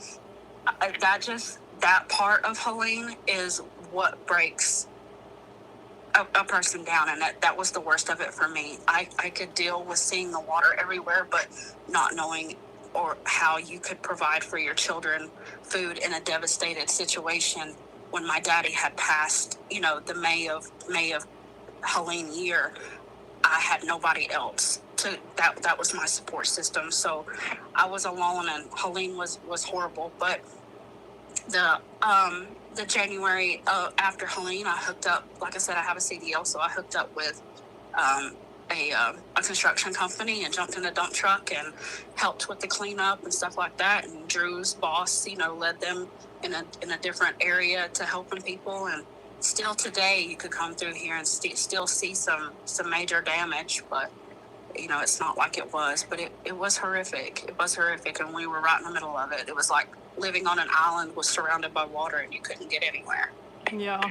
You had to depend on your community. Right. Yeah, that was like one of the most, it's just crazy. Like I said, I was only up there for 4 days, and I cried more probably than I've cried my whole life just watching that and seeing like people in tents and like just the food, like like you said, kids, families, like people just helpless, honestly, but also so empowering to see so many people helping. And like the fact that you guys went out there and helped too. These are like you reap what you sow type things. The fact that you have a story like that and you can say like, hey, these are things that we did. You didn't have to say it, but I feel like it's not a coincidence that you guys have also been generous. And now here you are in a position for everybody else to be generous to you. And that's not even the only thing that you guys have done. I know you could probably sit here and make a list of all of the generosity that you have spread. So even though you don't have it as bad as somebody else, or it could always be worse. And we've had so many moms and dads that get put up and they say that. They're like, I just feel like I'm not worthy, or it could be worse, or all of these different things. And I'm always like, take it up with God, because regardless of what you think, God sees that you're worthy of this week. And I don't know what it's going to look like. I don't know, how the week is going to end, but all I know is that you guys were positioned for this week, and we're just really excited for you. I'm excited to see how the community shows out for your business, being that we were just talking about that. I don't know what we can do for your business because it's more of like a local thing, but I know that we can all like follow and share. Somebody in the chat said that they live in Winston. Something about how far were y'all willing to travel or something. So Winston-Salem would take us about 2.5 to 3 hours. Traveling that far is just a tad bit hard for us, because on my story as well that I put on there, I think that was the longest story I ever told you the whole time I've been in the thing, was we are working off of one vehicle. And I've tried to exchange work for a work vehicle, and unfortunately in the one vehicle, sometimes we have to put paint thinners and different kinds of corrosive and stuff in the car, and it's hard for us to put ourselves in that situation. But like I said, that's our car to provide and get the job done. But it is a little dangerous with us having to put the baby in there maybe the next day or the next day. So we're working to try to get a work vehicle, and I tried reaching out to exchange work for just a crappy van. But I don't care if it's pink, purple, green, blue, or gray. Like, it doesn't matter. I mean, and then if our car goes down, then what do we do? Our business goes down. So that's literally, I don't know. Yeah. I don't know what to say. Well, I have no idea. That answers my next question, because I was going to ask, like, and we don't obviously ask for sob stories or trauma, or like, you don't even have to need anything or be going through anything, because it's random and we believe God knows. But that was going to be my question, was like, what would essentially make life lighter for you right now? You know, like, what's something that, you know, if you guys obtained it or were able to get it, what would make life just feel lighter? And it sounds like maybe a work vehicle, so you don't have to put your baby in a car that had paint thinner in it all day the day before, or, Yeah, you know? I mean, as obviously the word of mouth, we're getting it out there.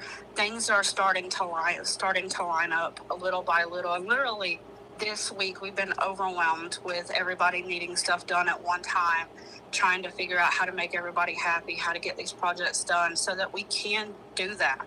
I have reached out to community resources as far as how small businesses go. And it's just, you know, you have to have credit to make business credit. Mm-hmm. And both of us were crappy teenagers.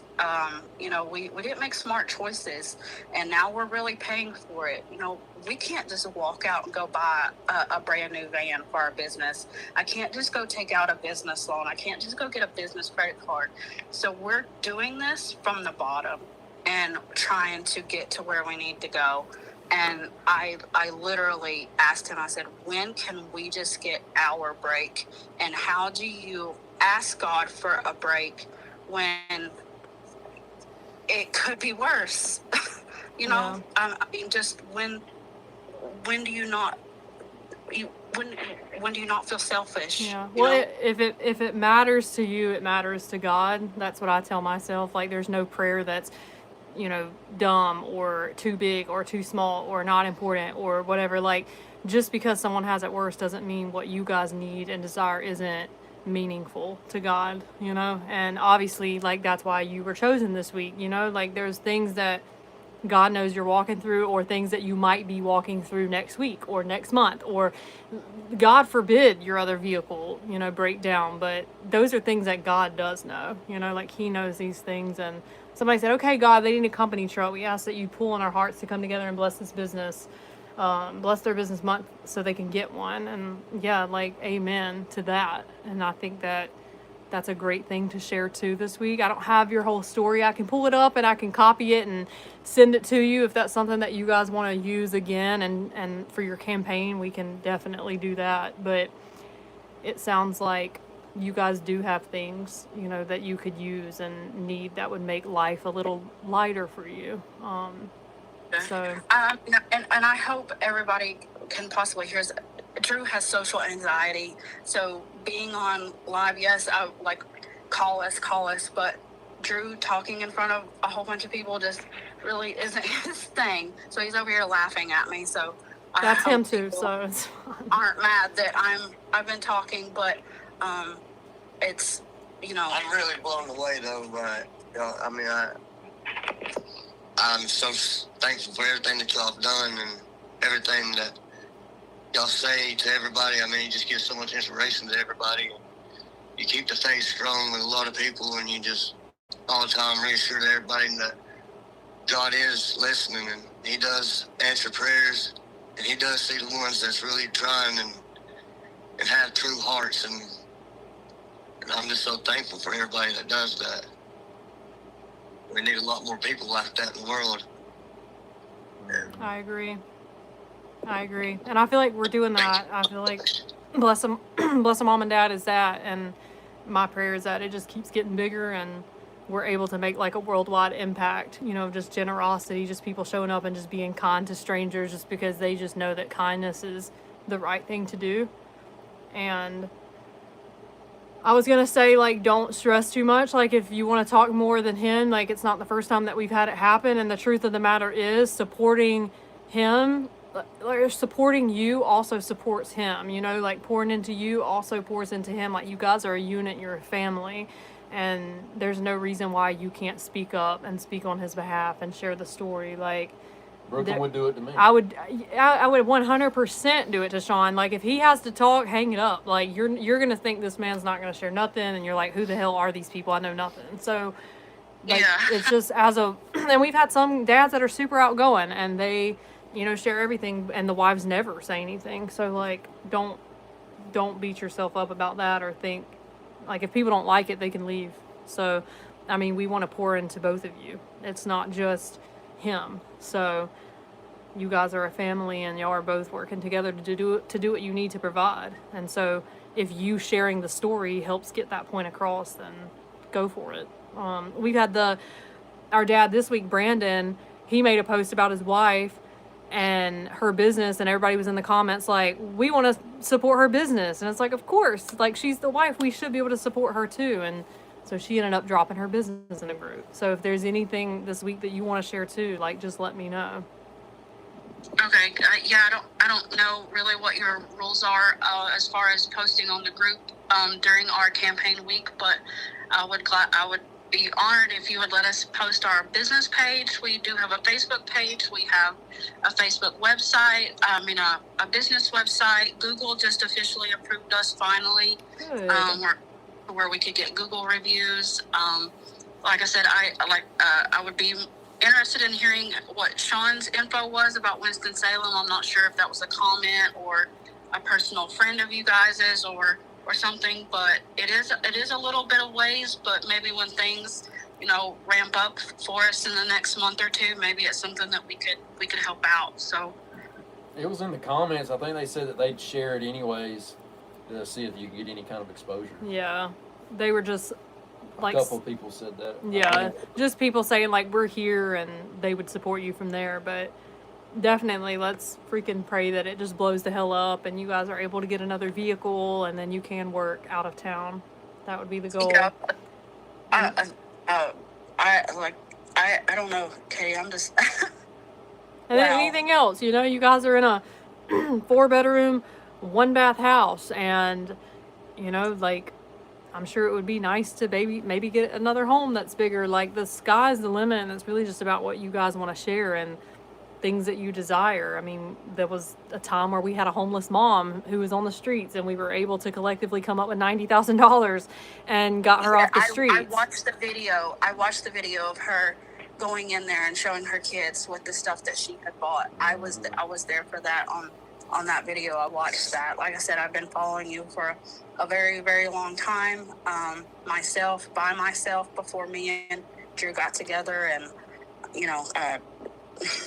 the amount of stuff that you have done that you don't even take credit for half of the time.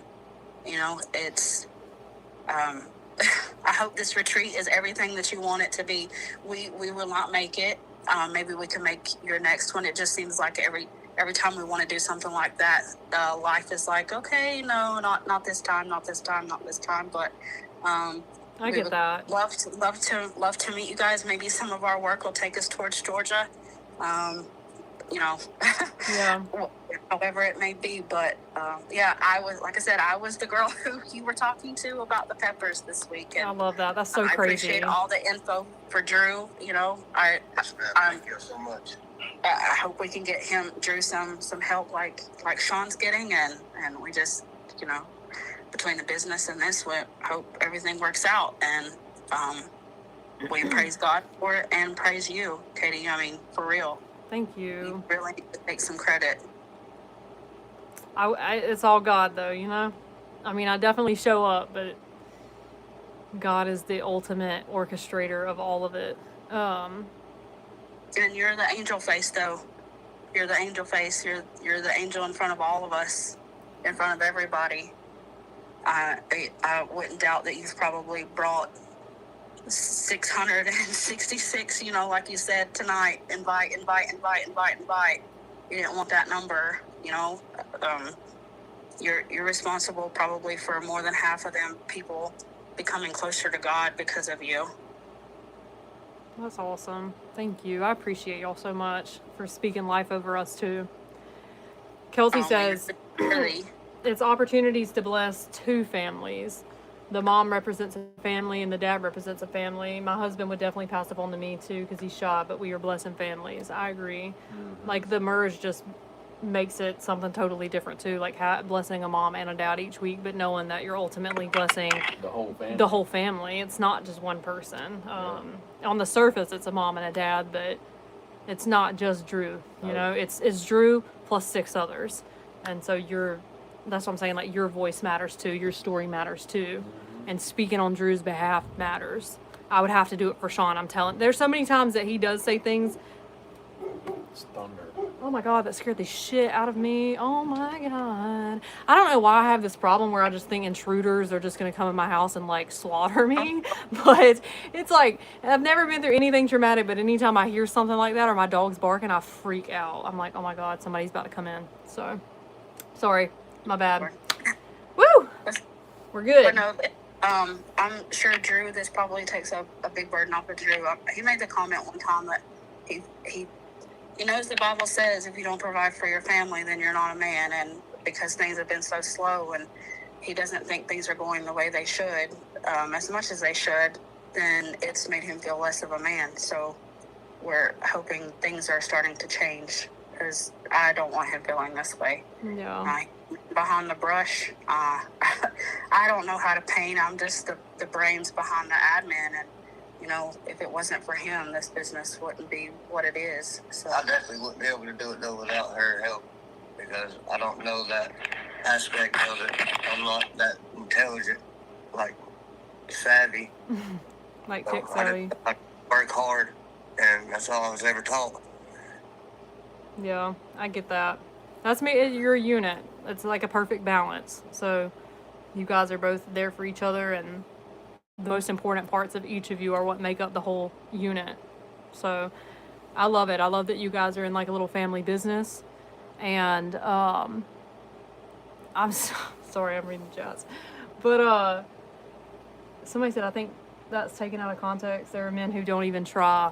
That's so true. Yeah, there's like this common conception or misconception, you know, that if a man can't provide, you know, he's not a man. And like we have dealt with that with Sean, like him not working, and like even in the past, like there was a point where I was able to bring him home for a little while, and people think if a man's not working, he's not doing enough. And Drew, you probably provide in other ways though. Like there's probably a lot of emotional support that you give her. Like there's so many things that you do beyond the manual labor. So and then you're trying, like it just says the wild blackthorns, but she said I think it's taken out of context. There are men who don't even try. So the fact that you guys are trying and putting your application in was trying, you know, like you're doing something, you're putting something out there and hoping for it. So. Oh yeah, and I'm so sorry. I've noticed the comments that people are attacking me for calling you Katie. I don't know where that came from. Yeah, it doesn't bother me. Like you can call me Brooklyn, you can call me Katie. It's all good. No worries here. It's just so overwhelming. I was calling you by the last name instead of your. I'm so sorry. No, you're fine, and it's my middle name. You're not the only one. I've had people call me that. They're like, "Can I call you Katie, or is it Kay?" I'm like, I really don't care. Whatever makes you happy. Letty said, "There, now drop it." Yeah, no, you're good. You're good. Well, I feel like we should wrap this up then. If I can't, can you think of anything else? I started jotting down stuff on my little notepad. What? Beside me. I did. I told Sean I was going to jot down like little notes to things to like keep me on track to ask if I like forget things because I'm just everywhere. But I feel like we kind of talked about pretty much everything. The biggest thing is I'm going to let you guys go and then I'll text you back after I get in touch with the mom. Hopefully I can get in touch with her tonight too, but I'll end up reaching out to both of you or you guys again, and then her to obviously square away like the last minute or the details of like how the week's gonna go. But before I let you go, is there anything else that you guys want to share or anything you want to say? You're obviously going to be able to share all week, but if there's something that you guys want to say to the live, then feel free. No, I mean I've been watching the comments and stuff. So like I said, I hope they understand it was just overwhelming with the whole name situation, and when the whole a man trying and stuff. Like I said, A trying man is everything, regardless. And Drew's trying, but it doesn't. When a man gets down on himself mentally, it'll drag everybody down. And if a man doesn't feel like he's providing, then it's a bad situation, you know. So we just kept praying and praying and praying that something would change, and stuff started to change this week, and I hope it's going in the right direction and get us to where we need to go, because we work for everything we've got, and we're not looking for handouts or freebies or anything like that. We work for what we have, and that's been in our blood, and we won't stop. Absolutely. Well, I love that. And again, don't worry about it. You can call me Katie. That's fine. You can don't worry about it. I don't think. Yeah, don't let that get to you. And I don't think they meant anything. no, I don't think so. But you're good. You're golden. You can call me whatever. I So love we know you need to call us back or whatnot. Do you mind if I put the number that you called us from in the phone so that you can get to us, and it doesn't send you to the automatic thing? Yes, actually, wait, is this is Drew's number, right? It is, yes. So when I get off this live, I'm actually, because this is Sean's phone, so as soon as we get off, I'm going to text this number from my phone, because I'll be the one that talks to you most of the week, because, he don't talk, same thing, so it'll be me. But I'll text on that number, and then if you want to add that into the phone, that works. Okay. Thank y'all so much, and y'all have a great night, Sean. Thank you, too. Yeah, man. Yes, y'all too. We love y'all, and so excited for you. I'll shoot. If you guys go to sleep, that's fine. You probably won't be able to sleep, though, because you're excited. But if y'all crash, it's no worries. I'm going to go ahead and text you over everything. And then if we need to follow back up in the morning to do verifications and go through all that, we can. Okay. Thank you so much. Thanks, y'all. y'all. God bless you. Yes, y'all are welcome. Y'all have a good night. Cheers. That's awesome. Especially the blessed business thing. Like, we were just talking about that. And the whole time they were talking, it was literally about this business that they just started and how they're like hoping that this thing takes off. That is so crazy. We like spoke that into existence, manifested that, or whatever you want to call it, and then prayed that God, he knew who was going to need it. It's kind of cool how that worked out in real time. Little God wink. Let me see if the mom, God. God gone God. Let me see if the mom has messaged me by chance, you guys, because people could have been like tagging her. If you couldn't find her in the group, it was because her name is actually in the group Savannah Mayfield. It's not Burgess. So, I mean, her name is Savannah Burgess, but she gives the Facebook link, and that took me to Savannah Mayfield. So that's probably why you guys couldn't find her. But I don't. Happy Sunday. Happy Monday. I don't see that she's messaged me. So I'm going to hop off here. I'm going to call Savannah, yap my head off with her. I don't know. Hopefully she answers for probably the next freaking hour. And y'all know we will have mom and dad up on Tuesday. If you didn't know, the whole process is new now. We don't get them up on Sunday night. So obviously I have a few days to verify, get everything organized, and just give everybody more time. So that will be up on Tuesday. And then we still have current mom and dad of the week up until then. So you guys go show them some love. Zoe and Emmy, go to bed. It's literally after midnight for me. I don't know what time it is for y'all, but it's bedtime. It's bedtime. Other than that, I love y'all. This was an amazing live, and I'm so excited for next week. I love these, and I love y'all. Thank y'all for hanging out with me, and we will see y'all next Sunday.